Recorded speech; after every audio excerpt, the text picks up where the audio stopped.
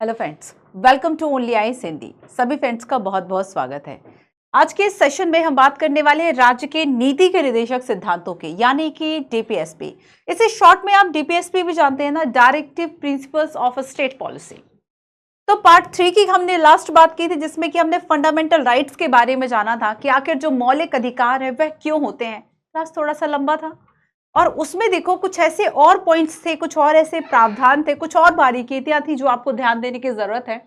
Fundamental rights और DPSP ऐसे important provision है, ऐसे इंपॉर्टेंट संविधान के पार्ट है जहां से प्रश्न हमेशा हमेशा जो है वह आते हैं। कल हमने नंबर ऑफ क्वेश्चंस बात की थी फंडामेंटल राइट्स में, और आज भी हम नंबर ऑफ क्वेश्चंस देखेंगे कि किस तरीके से एक साल में दो जो क्वेश्चन है वह इस पर्टिकुलर टॉपिक से आए हुए हैं। सभी टॉपिक्स के साथ, कुछ मेंस के टॉपिक्स के साथ और कुछ करंट अफेयर के साथ हम इसकी चर्चा करने वाले हैं। सो आई होप कि आप सभी की स्टडी जो है वह अच्छी चल रही होगी और साथ में आपकी जो सारी सीरीज जा रही हैं वो समग्र बैच की सीरीज अच्छी जा रही होगी। और कोशिश कीजिए कि बच्चों ये जो फ्री बैचेस का आप ज्यादा से ज्यादा लाभ उठा पाएं। कंटिन्यूटी के साथ जो क्लासेस है वह देखते रहिए, शॉर्ट नोट्स बनाइए, रिवीजन कीजिए। क्लास में आने के पहले एक बार जो है वह रिवीजन जरूर कर लीजिए, है ना। तो इससे क्या होगा, आपकी वो जो चीजें हैं वह थोड़ा सा स्थायित्व पकड़ लेंगी। और ये अच्छी बात है कि जैसे अगर आज मैंने आपको कुछ पढ़ाया, आप आज रीडिंग करोगे तो आपको चीजें ज्यादा याद रहेगी, आप चीजों को ज्यादा कैच कर पाओगे, वजह इसके कि आप एक दो दिन बाद पढ़ो। तो रिवीजन जो है वो बहुत जरूरी है कि एक बार टीचर ने आपको बता दिया, वो इनसाइट्स बता दी कि अच्छा यहां से प्रीलिम्स का क्वेश्चन आएगा, यहां से मेंस का क्वेश्चन आएगा। अब आपका काम क्या है, रीडिंग करो, प्रॉपरली रीडिंग करो, जो नोट्स बनाए हैं उसको तैयार करो, उसका रिवीजन करो। जिस तरीके से प्रश्न पूछता है यूपीएससी, उन चीजों को पढ़ने की कोशिश करो। अगर फिर भी ऐसा लगता है कि नहीं मुझसे एमसीक्यू सॉल्व नहीं हो रहे इस टॉपिक के, तो ये देखो कमी कहाँ रह गई है ना, लैक ऑफ नॉलेज है, सिली मिस्टेक्स कर बैठते हो, प्रैक्टिस नहीं है, नॉलेज है बट अप्लाई नहीं कर पाते हो, तो बहुत सारी ऐसी प्रॉब्लम्स हो सकती हैं। तो कोशिश करो इन सबको दूर करो, है ना। चलो तो देखो, ये चैप्टर आपको बताएगा निर्देशक तत्वों की विशेषताएं, वर्गीकरण, संशोधन के द्वारा कौन कौन से तत्व जोड़े गए हैं, डीपीएसपी के पीछे की संस्तुति, आलोचना, उपयोगिता, मूल अधिकार और टकराव क्रियान्वयन। ठीक है, तो बेसिकली ये जो है वह आपका चैप्टर है। शुरुआत हम करेंगे कि नीति निर्देशक तत्व जो है वह क्या है, और उसके बाद जो है वह हम नेक्स्ट इसकी विशेषताओं पर आएंगे। नीति निर्देशक तत्वों को देखो, इसका जो वर्गीकरण है वैसे तो कह देते हैं सामान्य रूप से कि 36 से लेके 51 तक इसका जो वर्णन है वह किया गया है, लेकिन इसे भी इसकी कुछ प्रकृति और उद्देश्यों के आधार पर 3 पार्ट्स में डिवाइड कर लिया जाता है। सोशलिस्ट, गांधीयन एंड इंटेलेक्चुअल, है ना। समाजवादी, गांधीवादी, उदार, बौद्धिकवादी। तो इसमें कौन कौन से आर्टिकल्स आते हैं, इंपॉर्टेंट है। अब देखो, कुछ ऐसा था कि जैसे हमने जब मूल रूप से जो डीपीएसपी रखा था उसमें हमने कुछ चीजों को संशोधन के द्वारा प्रावधानों को जोड़ दिया गया, ठीक वैसे ही जैसे कि हमने मौलिक अधिकारों में संशोधन से कुछ प्रावधानों को जोड़ा था। हम उनकी बात करेंगे कि कब कब संशोधन हुआ और क्या क्या जोड़ा गया, और यूपीएससी ने यहां से क्वेश्चन पूछा हुआ है। डीपीएसपी के पीछे की संस्तुति क्या रही, आखिर इसकी सिफारिशें क्यों की गई थी, क्या जरूरत थी इसकी। आलोचना की हम बात करेंगे कि आखिर किन आधारों पर कहा जाता है कि डीपीएसपी जो है, अरे वह तो ऐसे चेक हैं जो कि बैंक के भुगतान की क्षमता पर निर्भर करते हैं। किसी ने कहा कि कोरी कल्पनाएं हैं, जैसे दीवारों पे अच्छी बातें लिखी रहती, बस वैसी ही चीजें हैं, उसका कुछ उपयोग तो है नहीं, कोई कानूनी शक्ति नहीं है। किसी ने कहा तर्कहीन है, किसी ने रूढ़िवादी, तो किसी ने कहा कि केवल संवैधानिक जो टकराव है वह होगा और कुछ नहीं होगा। ठीक है, नेक्स्ट हम बात करेंगे इसका उपयोगिता क्या है, या फिर इसका जो महत्व है, इंपॉर्टेंस आखिर क्या है। नेक्स्ट हम बात करेंगे कि आखिर इनमें टकराव जो है, मूल अधिकार, मौलिक अधिकार और डीपीएसपी में टकराव किस बात का है, और निर्देशक तत्वों का क्रियान्वयन कब कब किया गया। ये सारे टॉपिक्स हमारे आज की क्लास के होंगे। चलो शुरू करते हैं। अच्छा ये बताओ, आखिर हमें आवश्यकता क्या हुई होगी कि हमने नीति के निर्देशक तत्वों को जोड़ा। नीति देखो, इसे कहा जाता है राज्य की नीति के निर्देशक तत्व, है ना, और इंग्लिश में वैसे हम बोल देते हैं डीपीएसपी। अब देखो, शॉर्ट में हमने बोल दिया डीपीएसपी, वैसे हम कहेंगे directive principle of a state policy. Directive principle of state policy, of state policy. देखो, ऐसे प्रिंसिपल जो कि डायरेक्टिव कर रहे हैं स्टेट पॉलिसी को, मतलब इसमें राज्य जब नीतियां बनाएगा तब वह इन बातों को ध्यान में रखेगा, इन पॉलिसीज, इन प्रावधानों को ध्यान में रखेगा। ये जो है वह डीपीएसपी होगा। ठीक है, ये हमने आखिर लिए कहां से हैं। अगर हम डीपीएसपी के कॉन्सेप्ट की बात करें, है ना, तो ये जो अवधारणा है ये हमने ली है आयरलैंड से। ये अवधारणा कहाँ से ली है? जैसे कि जब हम मौलिक अधिकारों की बात करते हैं वो हमने अमेरिका से लिए, और यहाँ पर डीपीएसपी की जो अवधारणा है, जो कॉन्सेप्ट है, अवधारणा जो कॉन्सेप्ट है, ये हमने आयरलैंड से लिया है। अब आयरलैंड ने कहाँ से लिया है, ये भी एक विषय है ना, ये भी एक सूचना है, इंफॉर्मेशन है, फैक्ट है। आयरलैंड के संविधान में बेसिकली इस तरह की जो बात है वह की गई है, कुछ ऐसे निदेशक तत्व। निदेशक मतलब क्या है कि जो आपको राह दिखा दे कि आपको इन बातों का पालन करना चाहिए, हमें हमेशा सच बोलना चाहिए, हमें बड़ों का आदर करना चाहिए, है ना, अनुशासन में रहना चाहिए। ये सारी चीजें क्या है, बस वही बातें इसमें लिखी हुई है कि राज्य जब नीतियां बनाएगा तब इन नीतियों का, तब इनका जो पालन है वह करेगा, इन नीतियों के अनुसार अपनी जो पॉलिसी मेकिंग है वह करेगा। सो अवधारणा आयरलैंड की हो गई। अब देखो आगे, अगर हम ये कहें कि आखिर इनका वर्णन जो है वह संविधान में कहां पर है, तो इनका वर्णन किया गया है संविधान में भाग 4 में। भाग 3 में तो मौलिक अधिकार है और भाग 4 में, और अगर हम आर्टिकल्स की बात करें, अनुच्छेद की बात करें, तो आर्टिकल 36 से लेके 51 तक, 36 से लेके 51 तक। अब इन प्रावधानों को हमें पढ़ना है कि कौन कौन से प्रावधान है, क्यों है, कहाँ से लिए हैं, कहाँ पर इसका इंप्लीमेंटेशन जो है वह किया जाता है, क्या उपयोगिता है, वह यही सारी चीजें, ठीक है। एंड देन नेक्स्ट देखो बच्चों कि नेक्स्ट है इसमें अवधारणा हमने आयरलैंड से लिए, वर्णन यहाँ पर है। और बेसिकली देखो ये जो नीति के निदेशक तत्व हैं ये राज्य को ये बताते हैं कि राज्य अपनी नीति बनाते समय इनको ध्यान में रखेगा, है ना, लेकिन ये कहीं भी प्रवर्तनीय नहीं है। मैं आपको एक फैक्ट बताती हूं, एक कॉन्सेप्ट नॉट अ फैक्ट, कि अगर हम संवैधानिक सलाहकार BN राव की बात करेंगे, संविधान सभा के जो संवैधानिक सलाहकार थे BN राव, संवैधानिक सलाहकार, इन्होंने कहा था, BN राव, BN राव के द्वारा यह कहा गया था कि जो अधिकार दिए जाने हैं ना उसको हम 2 भागों में बांट लें, ठीक है, हम क्या करें, इसके 2 भाग कर लें। एक भाग में उनको रखें जो कि न्यायोचित हो, जो कि न्यायोचित हो, और दूसरे भाग में हम उनको रखें जो कि गैर न्यायोचित हो। अब देखो इसका मतलब क्या है, गैर न्यायोचित हो, है ना। न्यायोचित का मतलब ये है कि आप इनको लागू कराने के लिए, है ना, आप इनको मांगने के लिए जो है वह कोर्ट जा सकते हैं, और वहां से जो सुप्रीम कोर्ट है, हाई कोर्ट है, वह आदेश दे देता है कि हाँ ये लागू होंगे, ठीक है। तो यहां पर एक न्यायोचित है जैसे कि फंडामेंटल राइट्स, लेकिन आप डीपीएसपी को इंप्लीमेंट कराने के लिए, ये चूंकि इसकी प्रकृति जो है वह गैर न्यायोचित है और इसे आप लागू कराने के लिए नहीं जा सकते, ठीक है, कोर्ट इसे लागू नहीं कर सकती। तो एक की जो प्रकृति है, एक वाद योग है और दूसरा वाद योग नहीं है, ठीक है, जस्टिसेबल एंड नॉन जस्टिसेबल।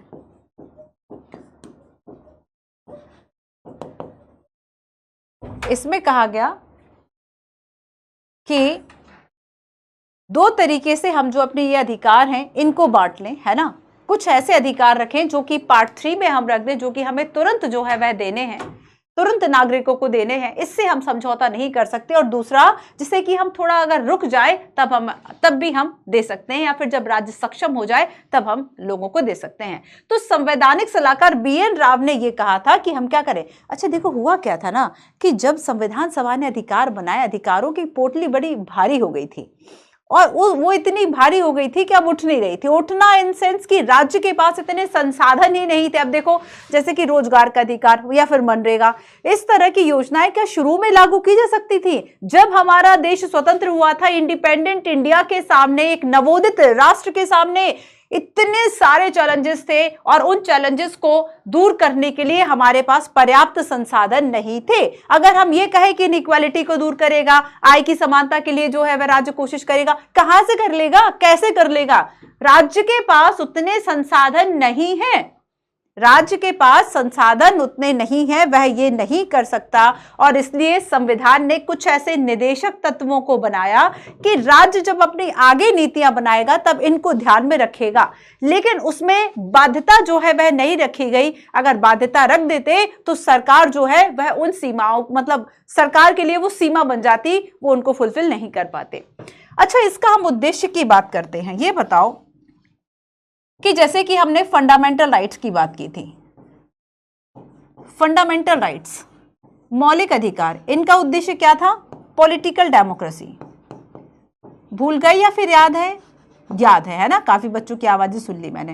राजनीतिक लोकतंत्र की स्थापना, और वही मैंने आपको बताया था कि जब हम डीपीएसपी की बात करेंगे, इसका उद्देश्य क्या है? आर्थिक व सामाजिक लोकतंत्र, आर्थिक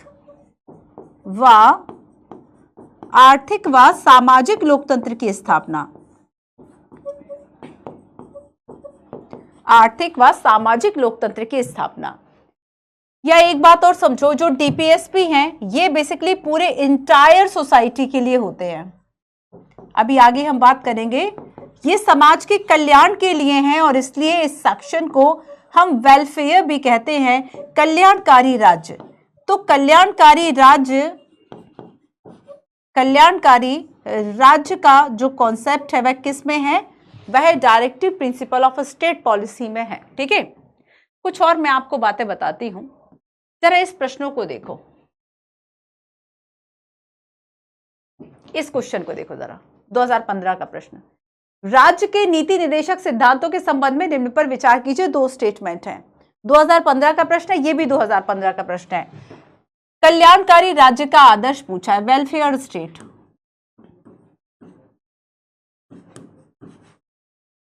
कल्याणकारी राज्य है ना, welfare state Indian constitution is instant in its 2015 का क्वेश्चन है। 2 प्रश्न पूछे गए। किससे संबंधित है? प्रियम्बल से, डीपीएसपी से, फंडामेंटल राइट से, या 7th शेड्यूल से? कहां से संबंधित है? तो चूंकि डीपीएसपी बहुत सारे ऐसे प्रावधान करता है, नीति के निदेशक सिद्धांत बहुत सारे ऐसे प्रावधान करता है जिससे समाज का कल्याण हो सके, एक वेलफेयर जो स्टेट है उसकी स्थापना की जा सके, और इसलिए इसे हम क्या कहते हैं? आइडियल ऑफ वेलफेयर स्टेट जो है वह किस में बात की गई है? इंडियन कॉन्स्टिट्यूशन के पार्ट 4 में, है ना। ये भी पूछा जा सकता था कि किस भाग में, आपको पता होना चाहिए कि पार्ट 4 में इसकी जो व्यवस्था है वह की गई है, that is called DPSP. And then next है कि अगर हम राज्य के नीति के निदेशक सिद्धांतों की बात करें तो ये सिद्धांत देश में सामाजिक आर्थिक लोकतंत्र की व्याख्या करते हैं। आपने अगर सही पढ़ा है, आपसे डेफिनेटली जो क्वेश्चन है वह बनेगा।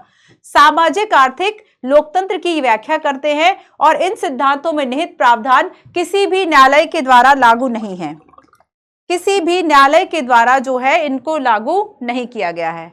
ऐसा है क्या? मैंने जस्ट आपको बताया कि अगर हम नीति के निदेशक सिद्धांतों की बात करें, इनकी प्रकृति गैर न्यायोचित है।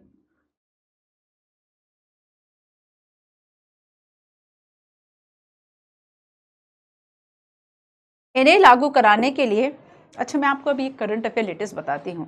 हम सभी को पता है कि अभी आर्टिकल 44 यूनिफॉर्म सिविल कोड का जो मामला है ना, यूनिफॉर्म सिविल कोड काफी चल रहा है, समान नागरिक संहिता।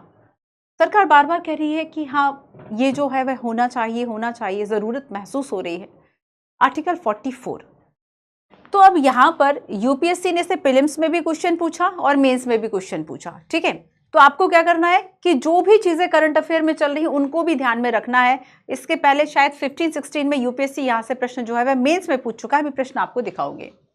ठीक है, तो अभी हाँ लेटेस्ट क्या बता रही थी मैं कि आर्टिकल 44 को लागू कराने के लिए कुछ जो याचिकाएं हैं ना, ये दायर की गई थी सुप्रीम कोर्ट में, और इन याचिकाओं को खारिज करने की अपील केंद्र सरकार कर रहा है। केंद्र सरकार कह रहा है कि चूंकि डीपीएसपी तो भैया लागू ही नहीं किए जा सकते, ये प्रवर्तनीय नहीं है। देखो इसके लिए और शब्द क्या आएगा कि ये प्रवर्तनीय नहीं है,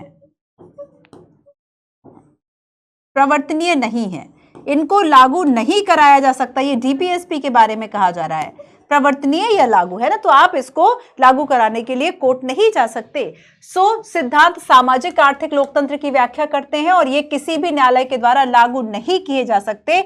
answer is option number C. Tough था क्या? नहीं था, है ना, नहीं था टफ। चलिए अच्छा, एनसीईआरटी में अब तक हमने पढ़ा, इसके पहले मैं कुछ बातें आपको इसलिए पुरानी याद दिला देती हूँ कि भूलो ना, वो भी काम का था, अगर प्रश्न आएगा तो वहां से भी आ जाएगा, है ना। जैसे कि वे लक्ष्य और उद्देश्य जो एक समाज के रूप में हमें स्वीकार करने चाहिए, वो नीति के निर्देशक तत्वों की सूची में लिस्टेड है। और नागरिकों के मौलिक अधिकारों के अलावा भी ऐसे अधिकार जो हमें मिलने चाहिए, जैसे हमें केवल पॉलिटिकल राइट थोड़ी चाहिए, हमें तो इकोनॉमिक राइट्स भी चाहिए, हमें सोशल राइट्स भी चाहिए, तो बहुत तरीके के राइट्स हो सकते हैं। तो ऐसे अधिकार जो नागरिकों को फंडामेंटल राइट के अलावा मिलने चाहिए, समाज को स्वीकार करना चाहिए, ऐसे लक्ष्य उद्देश्य और ऐसी बातें जो सरकार भी स्वीकार करे, तो समाज स्वीकार करे, सरकार स्वीकार करे, फंडामेंटल राइट के अलावा मिले, उन्हें हम डीपीएसपी कहते हैं। देखते हैं कि समय समय पर सरकार ने कुछ निर्देशक तत्वों को लागू करने का प्रयास किया, जैसे कि जमींदारी उन्मूलन, जैसे कि बैंकों का राष्ट्रीयकरण, फैक्ट्री अधिनियम, न्यूनतम मजदूरी, कुटीर और लघु उद्योग को प्रोत्साहन, अनुसूचित जाति अनुसूचित जनजाति के उन्नयन के लिए आरक्षण की व्यवस्था। अब जैसे कि देखो क्यों कल्याणकारी कहा गया, क्योंकि इसमें यह कहा गया है कि जो डीपीएसपी है ना, राज्य की नीति के निर्देशक तत्व, वह क्या करेगा, वंचित तबके के लिए उत्थान के लिए प्रयास करेगा, और ये उत्थान के प्रयास आरक्षण हो गए, अफर्मेटिव एक्शंस में आ गए, है ना। इसके अलावा देखो इसका उद्देश्य क्या है, लोगों का कल्याण, सामाजिक आर्थिक राजनीतिक न्याय, जीवन स्तर को ऊंचा उठाना, संसाधनों का समान वितरण करना, अंतर्राष्ट्रीय शांति को बढ़ावा देना। और यहां से यूपीएससी ने प्रश्न पूछा हुआ है कि अंतर्राष्ट्रीय शांति समझौते की बात जो है वह कहां पर की गई है, ठीक है। नेक्स्ट देखो इसमें कैसी कैसी नीतियां हैं, जैसे कि समान नागरिक संहिता आर्टिकल 44, मद्यपान निषेध 47 में बात करेंगे, घरेलू उद्योगों को बढ़ावा, उपयोगी पशुओं को मारने पर रोक, गांधी जी कहते थे पशुपालन और इन सब की बात वह कर रहे हैं ना, तो हम देखेंगे कि अगर और पशुओं को ना मारने की बात हो रही है, मतलब अहिंसा के सिद्धांत की बात हो रही है ना, हिंसा ना करना गांधी जी का मेन मोटो था। तो यहां पर क्या है कि पशुओं को ना मारना, और पंचायत है आर्टिकल 40 में है, और ये गांधीवादी सिद्धांत में आ जाएगा। ग्राम पंचायत को प्रोत्साहन 40 में आएगा, आर्टिकल 40 में, तो एक गांधीवादी सिद्धांत हो गया। इसके अलावा ऐसे अधिकार जिसके लिए न्यायालय में दावा नहीं किया जा सकता, आप न्यायालय में डीपीएसपी को लागू कराने का दावा नहीं कर सकते, मतलब प्रवर्तनीय नहीं है, वाद योग्य नहीं है, न्यायोचित नहीं है, गैर न्यायोचित प्रकृति है। इसके अलावा पांचवा शब्द नहीं पूछा जाएगा, यही चारों शब्द आएंगे बच्चों, ठीक है। सो देखो पर्याप्त जीवन यापन, महिला और पुरुषों को समान काम के लिए समान वेतन, अब यहाँ पे भी मैं स्टार लगा देती हूँ, पहले ये नहीं था, बाद में इसको शामिल किया गया, तो कब शामिल किया गया ये बात यूपीएससी ने पूछी।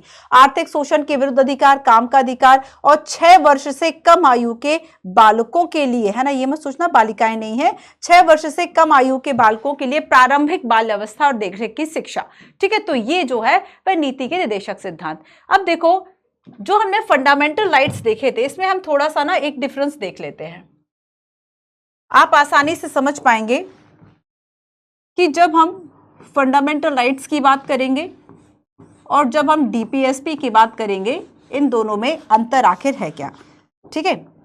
तो सबसे पहला तो फंडामेंटल राइट कहां पर है, संविधान के भाग 3 में इसकी व्यवस्था की गई है। डीपीएसपी कहां पर है, संविधान के भाग 4 में। यहां पर आर्टिकल देख लो, आर्टिकल 12 से लेके अनुच्छेद 12 से लेके 35 तक प्रावधान है, और डीपीएसपी की बात करेंगे तो इसमें अनुच्छेद 36 से लेके 51 तक जो प्रावधान है वे दिए गए हैं, ठीक है। जो हम अंतर देख चुके थे कि जो फंडामेंटल राइट हैं ये कैसे हैं, प्रवर्तनीय हैं, लागू हम करा सकते हैं, प्रवर्तनीय हैं, ठीक है, न्याय योग्य हैं, न्याय योग्य हैं, ठीक है। इसके लिए जस्टिशिएबल जो वर्ड है ये लिख लो।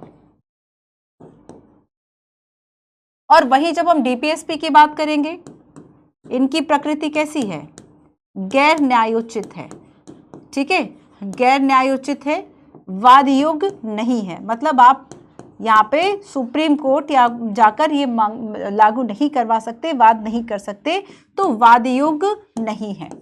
तो इनकी प्रकृति कैसी है, नॉन जस्टिशिएबल, नॉन जस्टिशिएबल, ठीक है।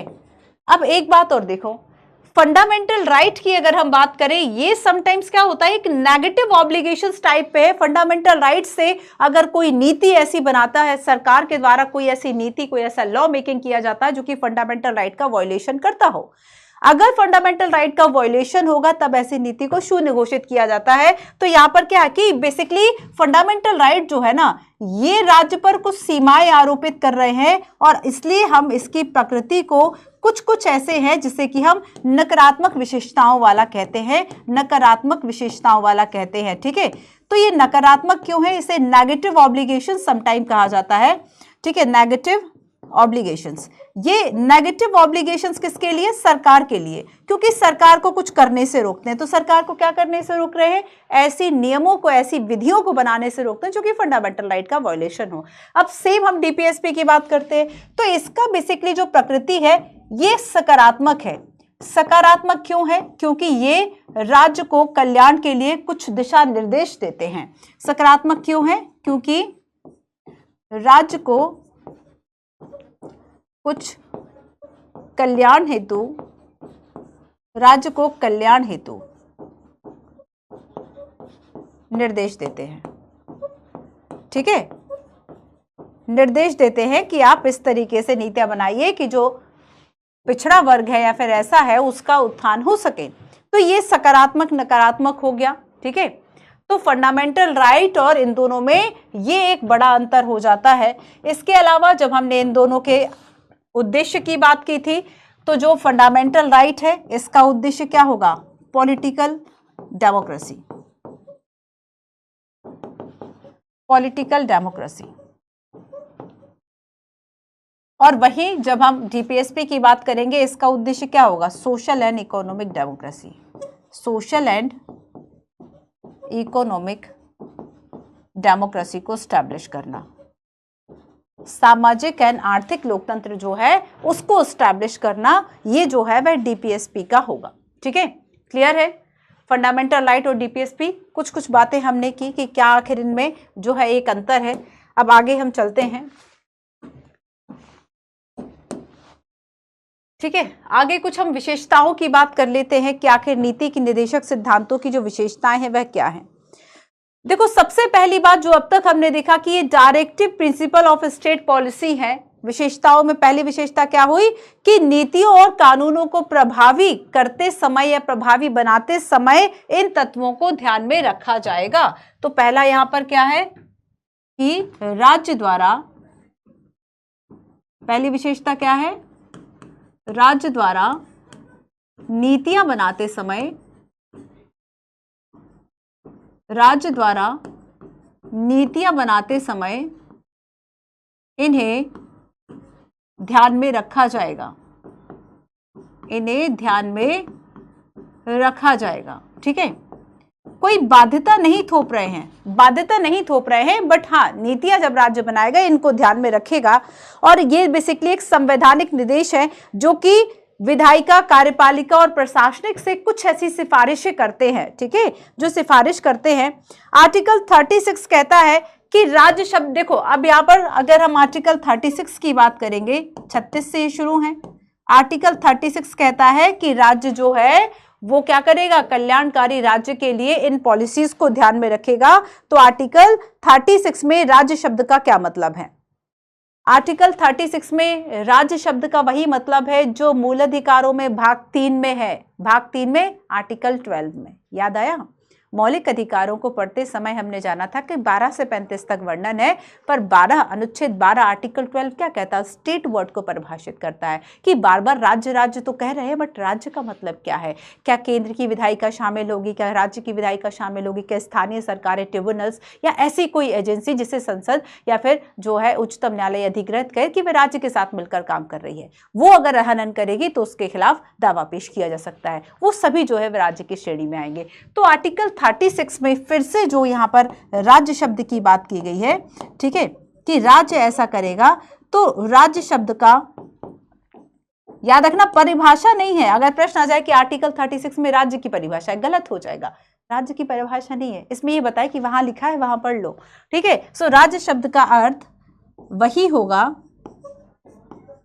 जो भाग 3 में है, जो भाग 3 में है ना, या आर्टिकल 12 में है, उसी से इसका जो अर्थ है वह समझा जाएगा।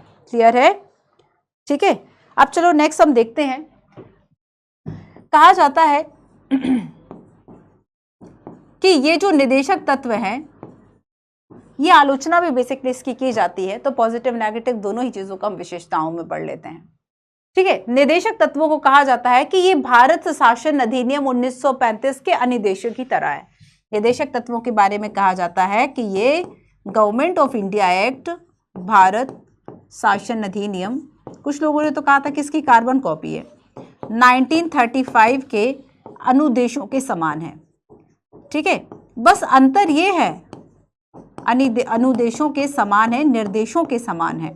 अंतर यह है कि 1935 में जो निर्देश गवर्नर देता था, जैसे कि जो प्रांत या राज्य थे उनको, उनके गवर्नरों को, जो गवर्नर जनरल होता था, उनको निर्देश जारी करता था, और अब यह है कि विधायिका और कार्यपालिका के लिए ये जो तत्व है वह निर्देश देते हैं। अंतर यही है, बट ये 1935 गवर्नमेंट ऑफ इंडिया एक्ट जो था उसके कुछ निर्देशों के समान है। ठीक है, क्लियर है कि बस ये था कि पहले औपनिवेशिक कॉलोनियों को भेजे जाते थे ये निर्देश, किस तरह की नीतियां बनाओ, अब जो है वह कार्यपालिका विधायिका को भेजे जाते हैं।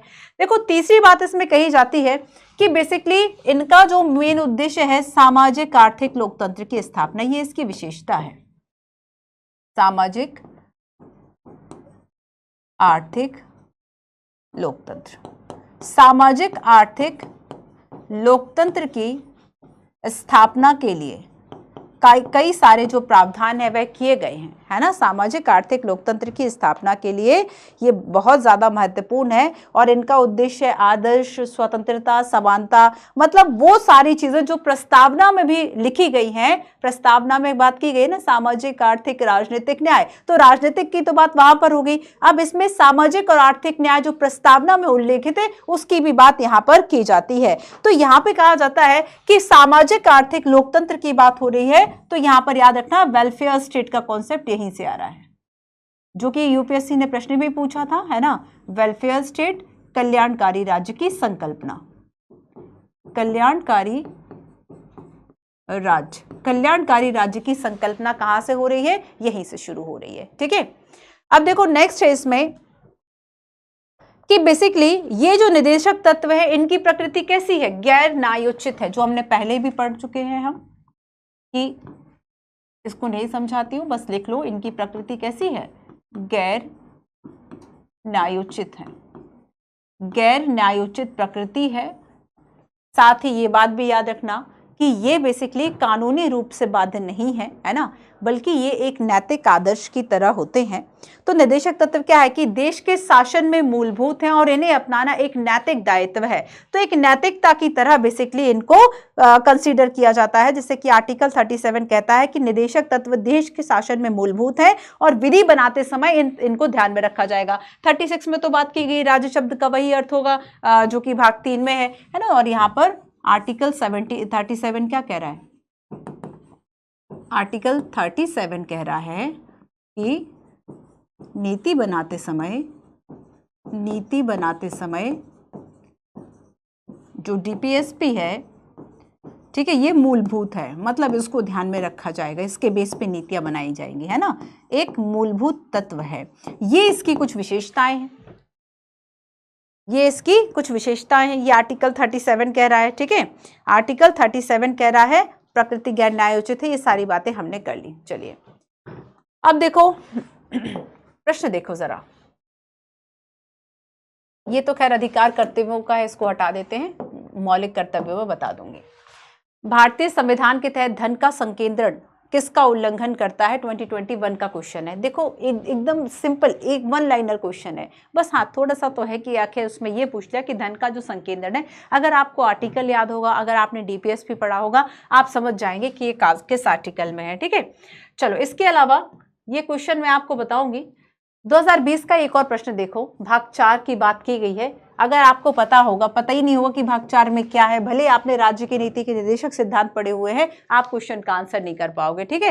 क्योंकि यहाँ पर देखो कहीं भी आप देखेंगे कि राज्य की नीति के निर्देशक सिद्धांत या निदेशक सिद्धांत नहीं लिखा हुआ है ना। हाँ, इसमें हिंट है कि ये निर्धारित सिद्धांत राज्य के द्वारा कानून बनाने को प्रभावित करेंगे। अब आपको जो है वह ये पता ही नहीं है कि राज्य की नीति के निर्देशक सिद्धांतों के बारे में बात हो रही है, तब आंसर नहीं कर पाओगे। बट आपने उसको अच्छे से स्टडी किया है बच्चों। कौन सा ऐसा स्टूडेंट है कि जो आधे घंटे की क्लास के बाद इस क्वेश्चन का आंसर नहीं दे पा रहा? वे अदालतों के द्वारा प्रवर्तनीय होंगे। अभी मैंने आपको चीख चीख कर बताया कि भाई ये प्रवर्तनीय होंगे कि नहीं होंगे, नहीं होंगे, है ना, क्योंकि प्रकृति गैर न्यायोचित है, गैरवादी युग है, किसी भी न्यायालय के द्वारा प्रवर्तनीय नहीं होंगे। एग्जैक्टली भाग में राज्य द्वारा कानून बनाने को प्रभावित करने के लिए, हाँ बिल्कुल सही बात है। तो यहाँ पर क्या पूछे हैं कि संदर्भ में कौन सा कथन सही है ना। पहला जो है वह गलत है, आंसर इसका क्या होगा? ऑप्शन नंबर डी इसका आंसर होगा, ठीक है। अब चलो हम नेक्स्ट आते हैं कि जो ये सिद्धांत है ना, इन सिद्धांतों का कुछ वर्गीकरण जो है वह किया गया है। इन सिद्धांतों का जो वर्गीकरण है वह किया गया है, जैसे कि 3, अगर हम देखें कि किस आधार पर, तो जो इसका वैचारिक स्रोत है और जो इसका उद्देश्य है, इस आधार पर जो वर्गीकरण है वह किया गया है। जैसे कि समाजवादी सिद्धांत, गांधीवादी सिद्धांत और उदार बौद्धिकतावादी सिद्धांत, है ना। समाजवादी सिद्धांत ऐसे सिद्धांत जो लोकतांत्रिक समाजवादी राज्य का जो खाका है वह खींचते हैं। तो समाजवादी सिद्धांत जो लोकतांत्रिक समाजवादी समाज का, लोकतांत्रिक समाजवादी समाज का खाका खींचते हैं, ठीक है। अच्छा, एक बात और याद रखो कि जब हम समाजवाद की बात करते हैं तो इंडिया में जो ये सोशलिज्म, ये जो समाजवाद की बात की जा रही है ना, 2 तरह का। एक तो मार्क्सवाद का समाजवाद है। मार्क्सवाद का समाजवाद क्या कहता है? दुनिया के मजदूरों एक हो जाओ, तुम्हारे पास पाने के लिए पूरी दुनिया है, खोने के लिए कुछ भी नहीं है। वर्ग संघर्ष की बात करते हैं, युद्ध की बात करते हैं, हिंसा की, क्रांति की बात कर रहे हैं। तो हमारे यहाँ मतलब इंडिया की अगर हम बात करें तो जो समाजवादी सिद्धांत है, हमने किस तरह का समाजवाद अपनाया है? तो क्या मार्क्सवाद या फिर गांधीवाद? तो इंडिया का जो समाजवाद है वह गांधीवाद समाजवाद है, ठीक है। गांधीवाद की तरफ ज्यादा झुकाव है। गांधी जो सोचते हैं, गांधी का जो विचार है, समाजवाद का जो कॉन्सेप्ट है कि बेसिकली अगर हम मार्क्सवाद की बात करें या साम्यवादी समाजवाद की बात करें, वो कहता है कि उसमें जो निजी, जो प्राइवेट प्रॉपर्टीज हैं उसका उन्मूलन कर दो। ये बात उसमें कही जाती है ना। जो प्राइवेट प्रॉपर्टीज हैं उसका क्या कर दो? उन्मूलन कर दो, उसका वहां पे कोई स्थान नहीं है।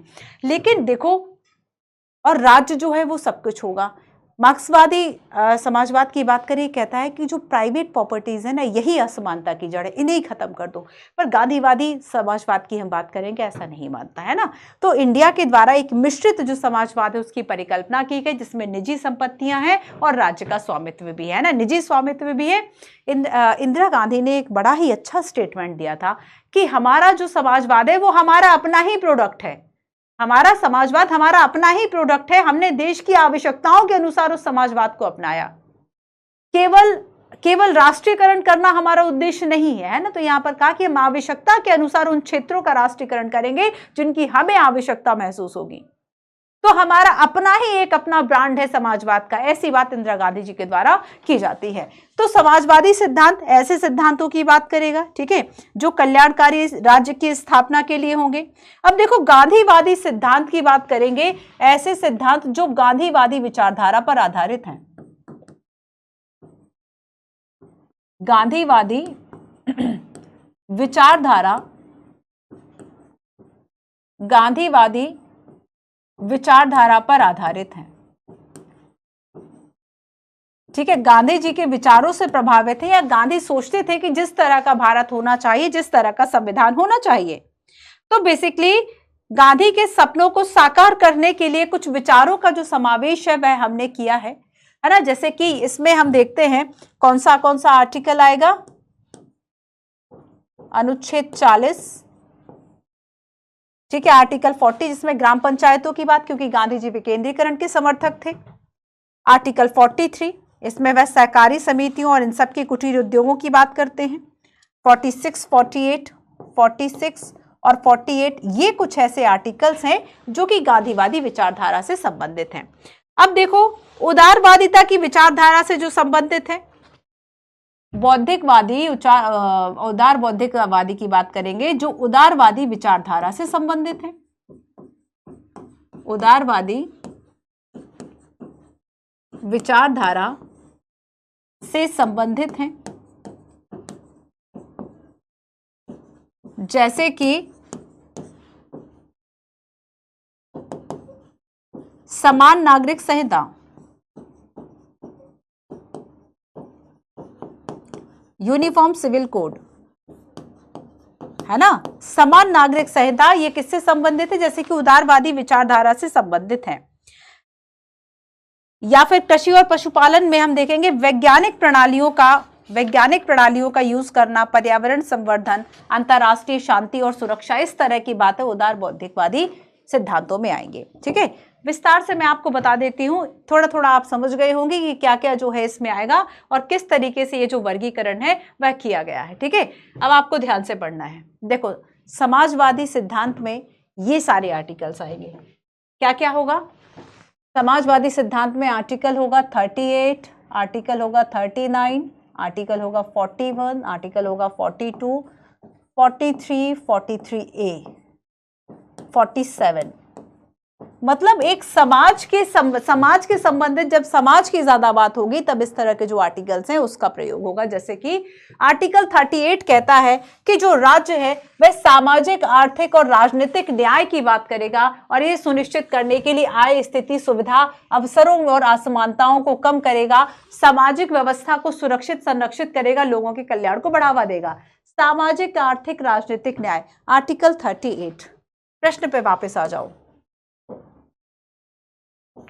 मैं इसको यही रख लेती हूं। ठीक है, तो यहां पर भारतीय संविधान के अंतर्गत धन का संकेंद्रीकरण, यहां पर इकोनॉमिक जस्टिस की बात की जाती है, आर्थिक न्याय की बात की गई। किसमें? आर्टिकल 38। आर्टिकल 38 किसका हिस्सा है? डीपीएसपी का। ऑप्शन नंबर बी क्या कहता है? ठीक है, राज्य की नीति के निदेशक सिद्धांत। आर्टिकल 39 कहता है कि राज्य विशेष रूप से कुछ नीतियों को सुरक्षित करने की दिशा में प्रयास करेगा, जैसे कि सभी नागरिकों को आजीविका के साधन दे देना, भौतिक संसाधनों के स्वामित्व और नियंत्रण को सामान्य जन की भलाई के लिए स्थापित करना। भौतिक संसाधनों के स्वामित्व, अब देखो अगर हम जमीन की बात करें कि आखिर क्यों जमींदारी उन्मूलन का इतना ज्यादा हुआ, कि यहाँ पर एक तरह सरकार ने चूंकि डीपीएसपी को अपनाया हुआ है, ये नीति के निदेशक सिद्धांत है, सरकार जब नियम बना रही है तो इसको दिमाग में already back of the mind चल रहा है कि हमें असमानता को कम करना है, भौतिक संसाधनों का जो स्वामित्व है उचित करना है। ऐसे में भूमि है ना, जो फंडामेंटल राइट को भी प्रभावित करता था। पर सोचो कि अगर डीपीएसपी जो है बेसिकली ये सामाजिक भलाई की बात करते हैं, ठीक है, अगर हम डीपीएसपी की बात करेंगे, याद रखना कि ये किसके लिए है? ये सामाजिक भलाई की बात करते हैं, सामाजिक कल्याण की बात करते हैं। और वही जब फंडामेंटल राइट की बात करेंगे, ये व्यक्ति के अधिकारों की बात करते हैं।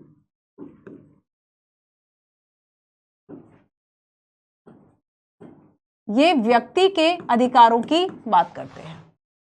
ठीक है, तो यहां पर डीपीएसपी का ये मानना है कि जो सोसाइटल जो नीड है ना, जो सोसाइटल जस्टिस है वो ज्यादा बढ़ा है ना, ये जो है सामाजिक कल्याण ज्यादा जरूरी है, व्यक्ति के अधिकार जरूरी नहीं है, ऐसा डीपीएसपी मान रहा है। आगे देखो, कुछ ही व्यक्तियों के पास धन का जो संकेंद्रण है वह होने से बचाना। अच्छा, एक बार इसको फिर से करेक्ट कर लो बच्चों कि ये जो बात 38 में की गई है, 39 में स्पेशली, है ना, 38 और 39 में स्पेशली इस बात को मेंशन किया गया है, धन के संकेंद्रण को। ठीक है, इकोनॉमिक जस्टिस की जब हम बात करेंगे कि ये आपका 38 में वर्णन है, और इसीलिए इस तरह के जो प्रश्न है वह प्रॉपरली नहीं पूछे जाते कि आप आर्टिकल बता दो, क्योंकि अगर आर्थिक न्याय की बात होगी तो वो प्रस्तावना में भी है, आर्थिक न्याय इकोनॉमिक जस्टिस की बात होगी तो सामाजिक, आर्थिक, राजनीतिक न्याय की बात प्रस्तावना भी करता है। 38 में भी ऐसी बात की गई है, सामाजिक, आर्थिक, राजनीतिक न्याय। तो आर्टिकल 38 और प्रस्तावना ये दोनों चीजें सेम हो गई, प्रस्तावना के ये जो अंश है ना। 39 में बात की गई कि कुछ ही व्यक्तियों के पास धन का संकेंद्रण रोकना, 41 कह रहा है कि बेरोजगारी, बुढ़ापा, बीमारी, विकलांगता या कार्य करने में या शिक्षा पाने और सार्वजनिक सहायता पाने का अधिकार होगा। ठीक है, तो अगर कोई असहाय व्यक्ति है तो उसे राज्य से सहायता पाने का अधिकार होगा, जिससे सरकार बुजुर्गों के लिए कोई पेंशन योजना के लिए काम करती है या फिर कुछ मुफ्त राशन या फिर कुछ और जो सुविधाएं हैं वह देती है। 41 हो गया। 42 कहता है काम की न्याय संगत और मानवीय परिस्थितियों को सुनिश्चित करना, मातृत्व राहत के लिए प्रावधान करना। ठीक है, तो काम करने की न्याय संगत परिस्थितियां हो, मानवोचित दशाएं हो, मतलब ऐसी दशा जिसमें कि आप काम कर सको। ठीक है, और मातृत्व, अगर हम मैटरनिटी लीव की यहां पर बात करें, ठीक है, या फिर मैटरनिटी जो सुविधाओं की बात करें, आर्टिकल 42 ये कह रहा है। 43 देखो, राज्य सभी कामगारों के लिए निर्वाह योग्य मजदूरी और एक उचित जीवन स्तर सुनिश्चित करने का प्रयास करेगा। एक उचित जीवन स्तर, मिनिमम ही सही पर उचित जीवन स्तर, और इसमें अब केवल रोटी कपड़ा नहीं आ रहा है, मकान नहीं आ रहा, अब शिक्षा और स्वास्थ्य जैसी चीजें भी इसमें शामिल हो चुकी हैं। 43A कहता है उद्योगों के प्रबंधन में श्रमिकों की भागीदारी को सुनिश्चित करना, राज्य कदम उठाएगा। ठीक है, यहां पर मैंने स्टार लगाया हुआ है आर्टिकल 43 पे। 47 और देख लो, लोगों के पोषण स्तर और जीवन स्तर को ऊपर उठाना और सार्वजनिक स्वास्थ्य में सुधार करना। सार्वजनिक स्वास्थ्य में सुधार करना, सबके स्वास्थ्य में सुधार कैसे होगा? सरकार जो है शराबबंदी कर देती है। बिहार और गुजरात को उदाहरण देख लो, कहाँ से ये कॉन्सेप्ट आया? डीपीएसपी से आया। ये जब समाज की बात हो रही हो कि देखो समाजवादी सिद्धांत हुए ना कि कैसे आप समाज और कल्याण के लिए बात करोगे, तो यहाँ पर सामाजिक, आर्थिक, राजनीतिक न्याय विभाग की बात हो रही है, धन का संकेंद्रण रोका जाएगा, ये बात हो रही है। ठीक है, जो ऐसा व्यक्ति है जो कि सक्षम नहीं है, उसको सरकार कुछ एक्स्ट्रा प्रिविलेज दे दे, कुछ एक्स्ट्रा सुविधाएं दे दे, उसकी बात हो रही है। न्याय संगत दशाओं की, मतलब समाज को ठीक करने से संबंधित, ध्यान रखना, समाज को ठीक करने से संबंधित, समाज के कल्याण से संबंधित जब बातें होगी तो समाजवादी सिद्धांत आएगा। ठीक है, अब आओ गांधीवादी पे चलते हैं। 40, 43B, 46, 47, 48। ठीक है, अब देखो 47 उसमें भी है, 47 इसमें भी है, पर यहां पर 47 वहां पे कहा गया कि राज्य जो है वह सार्वजनिक स्वास्थ्य सुधार की बात करेगा, और यहाँ के 47 में नशीले पदार्थों को अलग से लिखा गया है। तो ये क्या है? नशीले पदार्थ, हानिकारक नशीले पदार्थों के सेवन पर जो है वह रोक लगाई जाएगी। ये गांधीवादी सिद्धांत हुआ। 40 कहता है कि ग्राम पंचायतों को स्वशासन की इकाई के रूप में संगठित करने के लिए जो राज्य वह कदम उठाएगा। यूपीएससी ने क्वेश्चन पूछा कि जब 73 और 74 संविधान संशोधन लागू हुआ, 70, स्पेशली हम 73 की बात कर लेते हैं, 73वां संविधान संशोधन, तब कौन सा अधिकार, मतलब एक तरीके से वो हो गया, जिंदा हो गया, रिवाइव हो गया, आर्टिकल 40, क्योंकि इसमें पंचायतों की बात की गई ना।